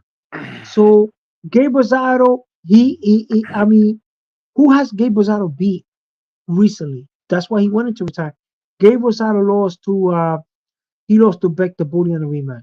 He lost to But the multiple problem we fighters. got here, bruv, is everybody is calling out the Don Corleone. Everybody. From their mum, from their dad, from fucking welterweights, from middleweights, from super middleweights, from light heavyweights. Everybody wants Canelo Alvarez, bro. And Berlanga has to wait his turn, people are going to say. Because Benavides is the realest fight for Canelo. And now you got Jaime Munguia wanting Canelo. You got Berlanga wanting Canelo. We don't even know if Jamal, who's got a bit of a mental problems coming off of that, he wants Canelo. Everybody wants Canelo, bro. So Okay, so you, there's other opponents that he could fight. Look, he could go and challenge Osi Iglesias. Osi Iglesias doesn't have opponent. He's fighting Caceres, a guy that he already beat. So he could go to the IBO route. He could fight Morel. You want to talk about possible opponents for Berlanga without Alvarez? Morel. Morel is 90 something. Is labeled as a southpaw puncher. Has a WBO secondary belt. That could fight would be a good fight for for for for Berlanga. Benavides, if Benavides wants to make the fight happen, why would he risk it? I don't know, because if he gets stopped by Berlanga, then he loses all his props. And on top of that, he loses his O. the Monguia, problem is though, Monguia. if Edgar Berlanga gets the Canelo fight, and I want to ask everybody in the chat, if Edgar Berlanga gets the Canelo fight, would you guys feel that he's ducking David Benavides to fight Edgar Berlanga? Yes or no? If Edgar Okay, Berlanga gets the fight with Canelo, would you feel that Canelo's doing a duck of the century from fighting Puerto Rican star, Puerto Rican Magic? Yeah? Tell me now. Is it a duck or is it not? Charles well, I says, don't think it's a big up duck. to Charles in the chat. Charles says equals P. Yes, says Lisa Snow. I'm saying all that. I agree with Jokers. 100% says Lance. Texas says 100%. Joker's Okay, Wild so is the now only let's say one. right now, Joker's let's say right Wild is now, the only one at the moment who said no. So there's yeah, only because one they're person gonna make him an who agrees offer. with you, bro. Nobody Okay, agrees with you, Solomon. okay, but let me say Everybody is something, right? telling me, Solomon, in the chat Okay, that okay, they're saying that you are biased in the chat. For 1 hour, people are coming here. They're saying, Repstar, this guy in the chat, he's delusional, he's biased, he's only here for Puerto Ricans, he's only pushing Edgar Berlanga because he's a Puerto Rican. How do you explain to the people that okay. are So let talking me explain about that. you? Let me explain They're that. Okay, talking about right now, you. So right you now, okay, let's address say the the people Canelo fight that gets are made. talking about you and they're calling you a hypocrite. Address those people. So right now, if Berlanga, if Benavides gets made the offer and Benavides is very rude, or Benavides doesn't want to accept the purse that they offer him for the fight, let's say they say, "Oh, we're gonna give you 8 million guaranteed," and he says no, or they offer him 4 million guaranteed, he says no, right? For the Canelo fight, plus he gets royalty or pay per view, he says no, right? Because he wants more money. So then Canelo's not gonna give him more money, and he's gonna offer it to Berlanga, and Berlanga's gonna take it, the offer that he gets. So the Berlanga makes the fight with Canelo. Canelo's too small for him. He gets dropped 2 times. That's eight. That's a 4 pound win. I mean 4 point win already, right? Uh, Canelo gets his moments, and then Berlanga stops him or beats him. I see a stoppage, bro. And to tell you the truth, I see Canelo getting stopped by Berlanga, bro. I see Canelo getting stopped like in the 7 or 8 round. Canelo can't deal with a big man like that. The guy hits way too hard. The guy's gonna come in bridgeweight dimensions. He's a puncher. You know what I'm saying? He's not no volume puncher like Benavides. Okay, Benavides is a volume puncher. He throws arm punches. This guy hits crazy hard, bro. Yeah, but Okay, what is? I so want you to break down what Berlanga is gonna do to the Mexican superstar Canelo Okay, Alvarez. I'll break it How down for does you. Berlanga? How does Berlanga beat the Mexican superstar Canelo, the experienced fighter that has beaten fighters way better than a lot of fighters, who's very experienced, got a very good Okay, defense. Canelo Alvarez he's has gonna a lose. chin like a granite. Okay, Canelo Yo, so if Alvarez you will think lose the Berlanga fight. is gonna, you It think started the Berlanga's gonna weigh-in, right? knock out Canelo, bro? Because you said Yeah, earlier Berlanga is the it man who's started the gonna weigh-in. stop It Canelo. started the That he's gonna weigh-in. It show these started the weigh-in. Mexicans. What is he Okay, gonna well, show at the these weigh. Mexicans? Okay, What? at the Break weigh-in, it at down the like a weigh-in. proper journalist. Okay, at the weigh-in, right? No, Canelo Alvarez gonna sorry. see that the guy's a solid 168 pounder. He's gonna make the weight. He's gonna see that the guy's much bigger than him. He's standing 6'1" and a half, 6'2". Canelo's small. He's gonna be 168. Then he's gonna see the dimensions. I'm talking about no rehydration clause. Okay, the fight gets me no rehydration clause. He's gonna come in bridge weight size. Canelo's not going to be able to move with his pity pat punches. His punches are going to take effect. When the guy hits, it's going to be much more harder. Can't be able to break him down to the body. This guy likes to get on the inside. He's a mid-range and inside pocket. He is not a pity pat puncher. He's a puncher. Okay, so he's gonna create some openings, right? Or just do the same thing he did with Padrick right now. Wait for this guy to get tied or create an opening. Boom, he drops Canelo, stuns the world like that guy did two times in Fury. Canelo's gonna be demobilized. Maybe two more rounds come, another drop. He goes down again. So he's losing by 4 points already, right? Then he goes, he gets hurt. He takes a risk, and my boy capitalizes it like the same thing with Padrek, right? He capitalizes it. His punch is not gonna have no effect. He capitalizes it and knocks him out, and that's it. I don't think Canelo has it. Canelo been never fought a guy that could drop him. Canelo never fought a guy that could hurt him. Canelo never fought a big puncher like him. We know that Canelo's been rocked before because Jose Cotto rocked his ass back in the day. Uh, we know he got rocked by Triple G a couple of times. So we know he could get hit. He's hittable, bro. Okay. He even got hit by So wait, boy wait, wait, John wait, wait. Ryder. So Berlanga Okay. is gonna catch Canelo with two And heavy knock shots him, and knock him down twice. yeah, twice. And then And Canelo's he's gonna gonna be and looking he's gonna like knock Canelo down a twice wounded in duck, how many like a rounds? And like what a rounds are wounded we duck. looking I at? say like a fifth or sixth round knockout. I say fifth or sixth round So knockout. he's I don't knocking think that Canelo out, the I don't see Mexican I don't granite, think the boy the I man don't with think the boy is gonna have to go later rounds with this guy. This guy is the spent, fuck is bro. I Benavidez think gonna do to Canelo is Canelo? spent. I think, If bro, that's but what that's he why can do to Canelo, bro, what the he's fuck? ducking. How the fuck did He's he not ducking. be able to He's do ducking anything with Benavidez, Steve bro. Rose? Bro, we know Why he's the a duck, fuck did he bro. not fight Steve Rose? And he looked like some fucking joke against Steve Rose, bro. He couldn't get rid of Yo, Demar Nicholson. He couldn't yo, even get rid of Demar Nicholson, yo, bro. I've bro. listened to That's a enough of this different shit. Berlanga, bro. Yeah? That's a different What the Berlanga, fuck did bro. Berlanga do against Berlanga, Steve Rose? Berlanga has advanced to the next level, Man, this and is the he's biggest cap young. I'm hearing. You said that Canelo He's gonna not get no knocked cat, down huh? twice, Yo, and then boy, he's Canelo. gonna Okay, stop him in okay, the sixth let's talk. round. Okay. You want to talk about hype? I'll talk about hype. Yo, Canelo is the hype job. Let me give you an example, right? Canelo for Jose Cotto. Miguel Now that's Cotto is some big cap. brother. You just said Canelo getting knocked out. That's not no You cap, said bro. Canelo's getting knocked out by Because Edgar I'm the captain, Berlanga, bro. bro, So, and you're a yo, he's gonna get journalist. concussed, You bro. are Because a I am a boxing journalist, bro. journalist, I bro. am a journalist. That man's a puncher, bro. That man's learning how to punch. He's from You're a New York. boxing New York journalist produce saying that. punches, bro. New Fucking hell, York bro. produce punches, bro. Like Mike Tyson, Riddick Bowe. All these big punches come from New York City, brother. You know what I'm saying? Like Davey Moore came from New York City. You know what I'm saying? All these punches come from New York City, my dear brother. You know what I'm saying? So that's what's gonna happen. That's what's gonna happen when Berlanga get the opportunity to express himself with his fists in an aggressive manner in the ring against Saul Canelo Alvarez. Canelo Alvarez, I advise you, Canelo, vacate the belts and go back down to where you belong. Because if you go in the ring, my boy, the chosen one, Berlanga, you're gonna get concussed. I got a feeling that Canelo will be stopped in the fifth round, not the sixth, the fifth round. Because you know why? Because the guy doesn't have the ability to sustain that kind of punishment. You know what I'm saying? And it's gonna be a blemish in his career afterwards because he after he gets knocked out, he's gonna go down to 160, and my boy Johnabek's gonna do the same thing.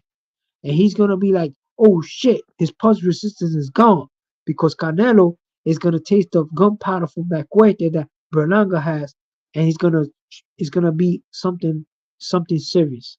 Okay, Okay. people. Berlanga, right? That you're telling the world punches like a mule. But Berlanga also has shown, right, that his punches are not always going to be effective because he doesn't he can punch, but he's not punch placement, bro.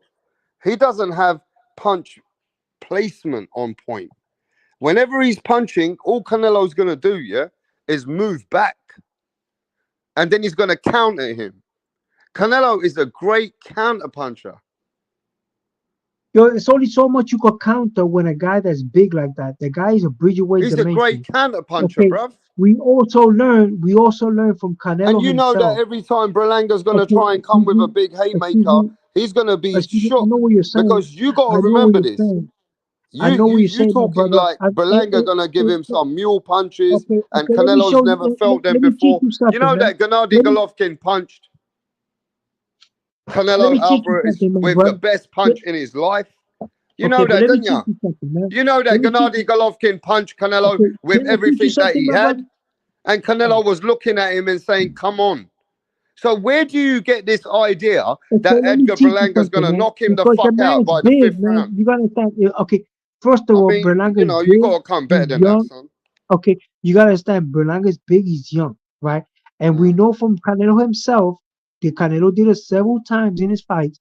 Canelo hits pieces of the body and breaks them. So this guy's gonna go the same blueprint. This guy, he don't have to get Canelo flush. Canelo could slip a punch on the up. He hit him to the body, hit him to the biceps, hit him to the arm. After accumulating around amount of time, those those punches to the arms, those punches to the body, those punches that he's throwing because he's just letting that punching power go. They're gonna have the effect of Canelo. It's gonna slow him down, and that's when Canelo's gonna be busted up. So let's say by the third, fourth round, Canelo got swelling all over his face. Canelo's looking black and blue. Canelo's a little redhead white boy. He's gonna look like he's gonna start showing the lumps from the punching power of a big super middleweight, a true super middleweight. So then my boy's gonna be moving him around the ring. You know what I'm saying? Canelo got a lot of wing to it. His knees are not that good. Canelo's not that good. He doesn't have the punching power he used to people had. He fought 12 hard rounds with John Ryder, a guy that can't hit. Okay. So now my boy could hit. So my boy's gonna be breaking him down, hurting him in there, making him look like a club fighter, like a small little club fighter. Then after that, he's gonna put him away like in the fifth or sixth round. That's it. That's it. At the end of the You day, really yo, this is believe this, boxing. though, innit? You This really is believe it. professional boxing. This is, I really do. I really told you. I told you, people, my brother, So you that think this that man's gonna Edgar knock out Berlanga Padre. really is? Of So course, you really of do course, believe he is the in your chosen one. He soul really is. that Edgar I, Berlanga is the chosen one?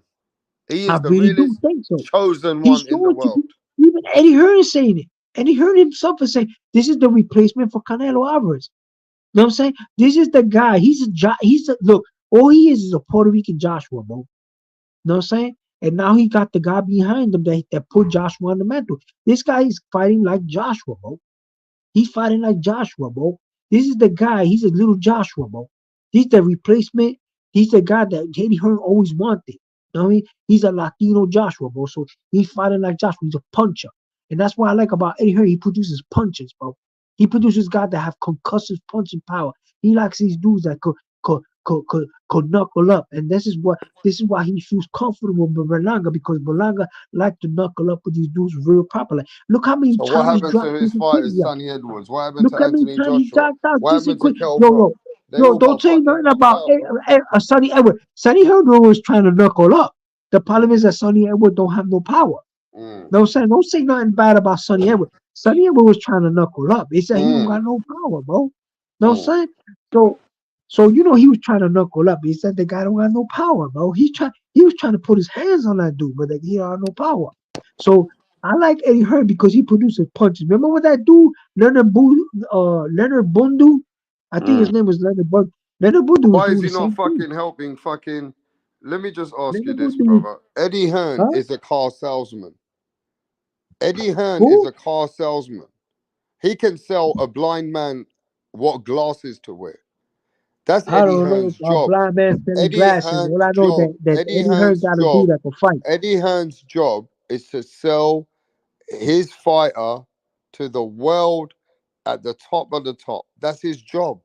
Just because Eddie Hearn feels Edgar Berlanga's ready for Canelo Alvarez, he's supposed to stay there, bro. That's his fighter right now. He has to push Edgar Berlanga, bro. But Edgar Berlanga did do well today. Yes, he did. I'm not going to deny him that. And he fought a very He did do credible well. opponent. But He fought a credible does opponent. that win with Edgar Berlanga certify him? Suleiman, does that win certify him for a Canelo Alvarez fight in Cinco de Mayo or in September? Yeah, he didn't take too much wear and tear. He got a little cut over his eye. He got hit by a right hand by Padraig in the sixth round. He got a little eye. He didn't. He showed people that he could take a punch from this guy. This guy was boiled down from 175. He got a little cut. I got a feeling if that fight gets made with Canelo, um, it'd be a couple of months training camp, maybe three to like a let me see, like a 8 week 8 week training camp or more. So that'd be enough time for him to heal. He's still young. He heals very good. I got a feeling that fight's gonna be made because Canelo, first of all, this guy is a gentleman. He's very popular. He headlines. He's not rude. He's not arrogant, and he has no blemishes in the sense that he never been stripped. He never popped dirty. And he never tasted drugs. The guy has a clean lifestyle. He's from New York. He's very popular. Uh, he got a guy, a promoter that Canelo has done business with. He knows those checks don't bounce. He knows that Eddie Hearn is a gentleman in negotiations. So he's gonna feel very comfortable for this fight, and this fight's gonna be made. People, I think this is the guy that Canelo needs to fight. He's gonna have to fight a young, strong, powerful dude. It's gonna be the passing of the torch. You know what I'm saying? It's gonna be like when Oscar de la Hoya took over the torch from Julio Cesar Chavez. It's gonna be this Puerto Rican guy. He's gonna take over the belt. It's gonna be like Oscar de la Hoya, JC Superstar.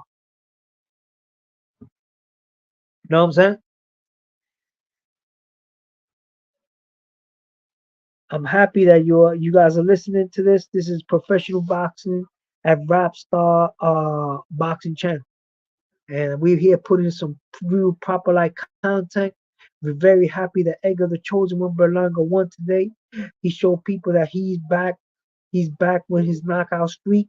I hope it doesn't end with this knockout. I hope he knocks out that young guy with the cinnamon hairstyle that's been cashing in on a 168-pound division fighting junior middleweights. I hope he gets him in the ring and exposes him. It's gonna be like Jack Johnson when he knocked out that dude, that Burns guy that was running around saying he was the heavyweight champion world. He was only 5'6", and Jack Johnson chased him down to another country and beat him down and took that belt back. And Jack Johnson was the most popular heavyweight at that time. Okay, so You know what I'm tell saying? the So, boxing world if that's how much you think Edgar Berlanga has got growth and what he really is. I'm just gonna let you be where you are, okay? Because you well, have he's your been. views. You're a journalist. You have your views. So let's go like this. Say if Edgar Berlanga moves up in the near future, can Edgar Berlanga hang with the monster, the baddest monster in the world? 100% knockout Well, I'm not gonna ratios. talk about Can that Edgar division right now, Berlanga man. hang with Arthur Beterbiev and them guys? Okay, well, first of all, by the time Berlanga's done with 168-pound division, because it's a lot of unfinished work. There's a lot of work to be done at 168. A lot of champions to fight. By the time he gets to that, I think Mr. Beterbiev will be a retired fighter. He will not be fighting anymore. So by the time he gets to think about going to 175, I think that will be a whole different landscape, a whole different structure up there because he's up in age, and by the time Berlanga is done with 168 pound, well, by the time he's done, that guy will not longer be fighting. He's almost 40 years old, and I don't think he's gonna be fighting. So I'm not gonna talk about something that most probably won't happen because this gentleman has a lot of work to do in 168. Once he knocks out Canelo, he gotta fight Benavidez. He gotta fight Burrell. He gotta fight Shishkin. He gotta fight his nemesis, Pacheco. He gotta fight guys coming from 160 like Janabek. He's gonna have his hands full, honeycomb with fighters. You know what I'm saying? Terrence Crawford is gonna be nowhere near that division after he takes over. You know what I'm saying? Because he's not gonna want to get concussed by this heavyweight punching, heavyweight punching super middleweight. You know what I'm saying? So this is what we talk about. We talking professional boxing with a realistic point of view. So in my point of view, people, ladies and gentlemen, I don't think Edgar the Chosen One Berlanga will be going to 175 at this time because he has too much work up here in the 168-pound division. You know what I'm saying? So he don't want to lose his focus. You know what I'm saying? He's got So a one lot of fight people closer are to me. coming in the chat and they're saying that you're the kind of dude who is talking from your heart instead of your logical brain. What do you say to these people that are saying that just because you have your heart and your country, it's not logical? It sounds like you're speaking from your heart. What you gotta say But to I'm these not people? talking from my heart. I'm talking professional boxing, bro. It's like right now, if I knock out Ben Alvarez, right? You know how many mandatory people I'm gonna have to fight? I gotta fight Benavides. I gotta fight Morel. I gotta have to fight Shishkin. I gotta fight this guy was named Plant because Plant's up there in the IBF still. I gotta fight Pacheco for the WBO. I gotta fight. You know how many opponents? You know what I'm saying? Jamel Charlo is not even even ranked at 168. So Jamel Charlo was another one that he wants a bid for the championship. Then you got Janabek, the only, in my opinion, the only legitimate fighter for 160 that should be fighting a guy like Alvarez or if Berlanga will win will be Janabek because Janabek has two belts. So you know that I don't think that would be a legitimate projection right now for him to even consider going to 175 unless it's a boatload of money. I'm talking about like a aircraft carrier full of money. Know what I'm saying? Up there, like a cruise ship full of money. But if there's no cruise ship full of money, like a 50 million and plus, then I don't think he has any reason to go up there and fight any of those guys. And that old man don't want nothing to do with this big punching Hulk. I don't think that old man he's too busy thinking about Bivol trying to become a unified champion and retire because he's crazy old already and he has a lot of damage too. You know what I'm saying? Berlanga bust him open. You know what I'm saying? Look what Marcus Brown did to him. Marcus Brown busted his head open, man. You know, he got a lot of wear and tear, that guy. You know what I'm saying? He's lucky he's knocking these guys out now. So we have to be realistic, man. By the time Berlanga goes up there, the guy's going to be 44, 45 years old, bro. You know? So that shouldn't be an option right now. He's not an option. You know what I'm saying? He got his little legacy, and he'll retire and be a Hall of Famer. Better be. So yeah, man. So yeah, this is professional boxing. We have him chitter chatting with my boy Rap Star in his show on his channel. And big shout out to Mr. Edgar Berlanga for winning that tonight and showing people that he is a very, very credible super middleweight North American boxing organization champion. And he did it all in Florida. You know what I'm saying? A beautiful state of Florida that everybody's moving to. Everybody likes it over there. They like looking at the iguanas falling off the trees and all that. You know what I mean? So yeah, so I hear you're gonna move to Florida too, Rapstar. Is that right? Yeah, I'm coming to move there just to be hanging out with Berlanga. Yeah, Yeah, I hear you like Florida, man. I hear you British guys like Florida, man. yeah. I'm such a Berlanga fan. I want to move to Florida. But I will I, say I, this though, bro. People gonna really do think Berlanga still got problems with the elite guys. They feel that Berlanga still, he keeps himself open. He's out there to be hit. He doesn't have, he's a straight. I'm not gonna say a one-trick pony, but he is just a come forward fighter. His best attribute is, capitalizing on your mistakes and then wearing you down with his power.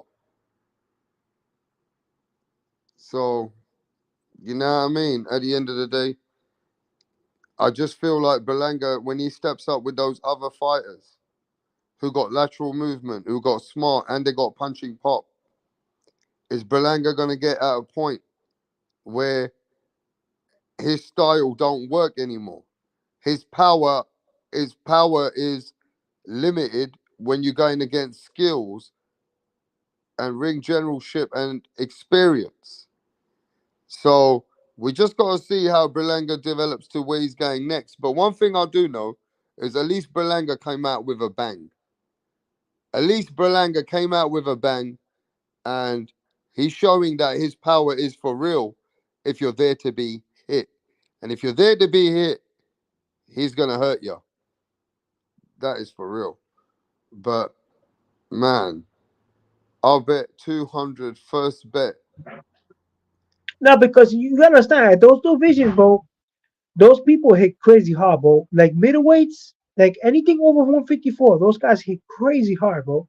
Their punching power is no joke. Like I noticed a lot of guys, they told me, look, man, I used to fight 147, and the trouble those 147 pounders, bro, they have is when they go up in weight to those levels, is the punching power, bro. The punching power is concussive slap. Is way too much because you also notice that with this guy, what's his name? With Errol, when Terrence Crawford came up in weight and he started bulking and he started lifting, doing a lot of deadlifts and all that, he he knocked out David Avanesyan, bro. David Avanesyan is a monster. He knocked him out. He got paid 10 million for that fight. And you see the angles he was catching Errol's with? That's punching power, bro. You know what I'm saying? That's not only boxing ability, it's the punching power. That guy Terrence Crawford could hit. You know what I'm saying? And I think Terrence Crawford should stay at that level, man. I don't know why he's not fighting guys like But Javon I Ennis, don't man. think Berlanga has captured the audience in a pole position where they're confident that he can beat a No, lot like of you like guys. like we Let me said just finish before. though. Look, Let me finish because certain fighters, they have the confidence of the fans. Like if you was ever gonna put your money, fans, I don't think are that confident putting their money on Berlanga. But if you put your money on Benavides, I think fans are confident. You even put your money on Morel, fans are confident with Morel Jr. If you put your money on fighters like Haney, Crawford, fighters that have got winning streaks and winning total mentality, yeah, I would say that I would put my money on fighters like even Bam Bam Rodriguez. I'd put my money on Bam. I'd put my money on Crawford. I'd put my money on Haney. I'd put my money on Benavides. I'd put my money on certain fighters that I believe they are winners all the way. And it's just my I, belief that I will I put my understand what money you're on saying. those Look, fighters. look at that little You know what fight I that mean? just happened. The Ancajas Even Inui. Arthur Beterbiev, that's right, MAW. And Look at even the I'm Ancajas feeling that Inui way fight. about Tim Zoo in this fight. But go ahead. The Ancajas Inui fight that was in Japan happened in the middle of the night yesterday. When Ancajas Inui fought, uh, he's a guy with 4 knockouts. Inui has only 4 knockouts, and he knocked out Ancajas with a body punch. Who would have thought that, huh? Who would have thought Inui would knock out Ancajas with a body punch? You know what I'm saying? A guy with 4 knockouts. That's You know another what I'm saying? guy. Norway Inoue. Norway Inoue. I will definitely back that guy. In fact, if imagine if I'd bet on him 10 fights ago. I bet on him on some fights, but I should have bet on him 10 fights ago for every single fight. Norway Inoue is a winner. I would always win my money on him. You won't get many odds, but I could back him. I'd back Wow. Norway So, Inoue. so yeah, man. So nobody else is on the panel today, just us. Yeah, You're man. gonna you're gonna close it? It's been a Suleiman, the boxing journalist show. The boxing journalist, and you should be happy because normally a lot of people cut you off. You're arguing with people. It's No, been a you know good. what it is because this what it was, right? This what it was. Yesterday I was in another show, and the guys was talking crap about Berlanga, right? So now they look like assholes because Berlanga, not only did he show he got a chin, Berlanga knocked the guy out. So now, they can't say nothing. Now they feel So a now bunch of when you they go back to that show, you can act like King Kong. yeah. He's not even running live today. He's not even running live. But all these Yeah, guys, because you're King they'll Kong right now. they'll come in on the show and they start talking shit about Berlanga and this and that. And now Berlanga he proved them wrong. Because they didn't think he was gonna be Padre. Wow, Berlanga has had a lot of heat because the problem with Berlanga is you have to understand that the criticism. A lot of fans are casuals as well. When Berlanga was coming up, he was knocking everybody out in the first round.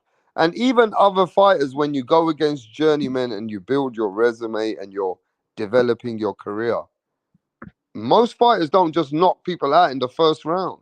He was blowing them out the water. And then it came to a point that he moved a bit more in his career and then he wasn't stopping them. He was hurting them. And therefore, he started taking criticism that he can't stop these other fighters like Steve Rolls, DeMar Nicholson, Jason Quigley.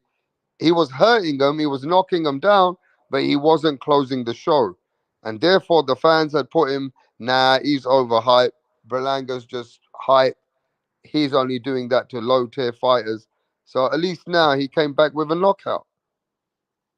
Yeah, but and another thing is I respect that.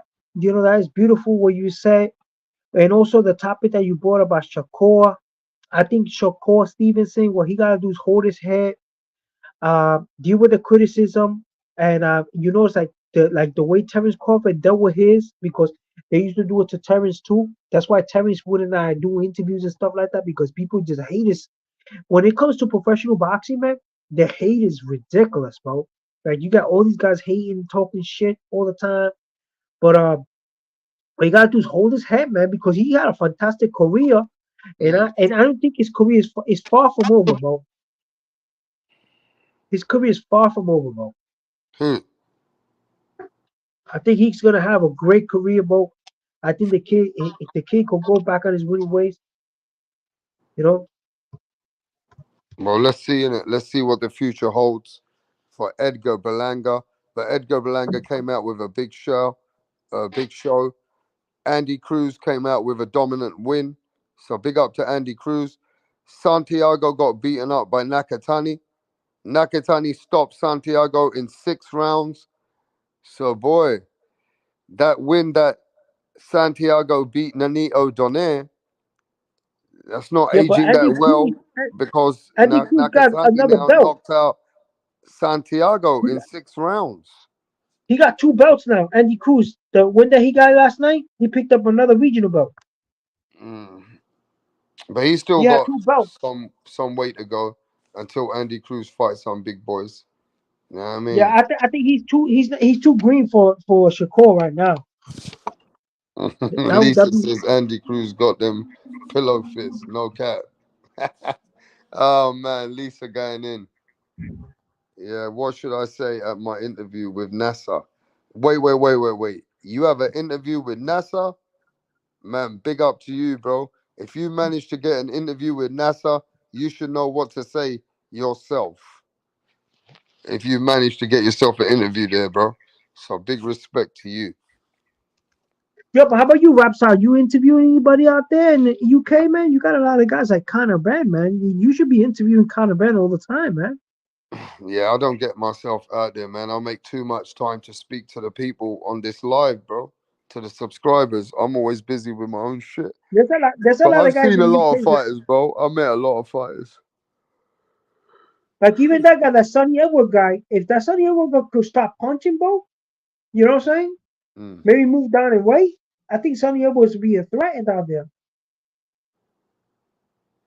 Yeah, Sonny Edwards could make some noise. let's see him fight higher level ASAP. Yeah, man. Berlanga's time to move up. It's Berlanga's time to Are be you gonna moving wrap up this up, now, brother? bro. I mean, Are you moving thinking up about in wrapping? competition. Berlanga's time to move up in competition. Are you gonna wrap this up today? Yeah, we're wrapping this one up, my brother. Okay, Thanks for great, coming man. on. Thanks I for see you, coming my on, bro. bro. All right, Take bro. care, okay? Bye All bye. right, peace, peace. And there you had it, the biggest Edgar Berlanga fan. You know what I mean? You got to let him talk his talk. The man was feeling it. He was very excited. Edgar Berlanga's giving him the juices. And you know what? Hey, look, man. Every fucking fans are out there for different fighters. Tip Bayless is a ride or die fan for Keith Thurman. Mirage is a ride or die fan for David Benavides. So you got different people that are rocking with different fighters. You understand? And you got Suleiman now, who's a big die-hard fan for Edgar Berlanga. But to be fair, guys, I was just giving you guys some entertainment. I feel like I've gone back 10 years. I feel like I was speaking in my younger teens, to be honest, 20 years. Gone back over 20 years, more than 20 years, bro. And now I need to take a chill pill. I've done a lot of fucking talking just for entertainment. But this guy, yeah, man, he's something else, honestly. But yo, smash the like button on your way out.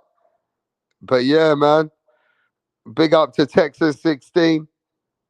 Big up to MAW, Abel, Lisa Snow says, I know rap, your head must hurt right now.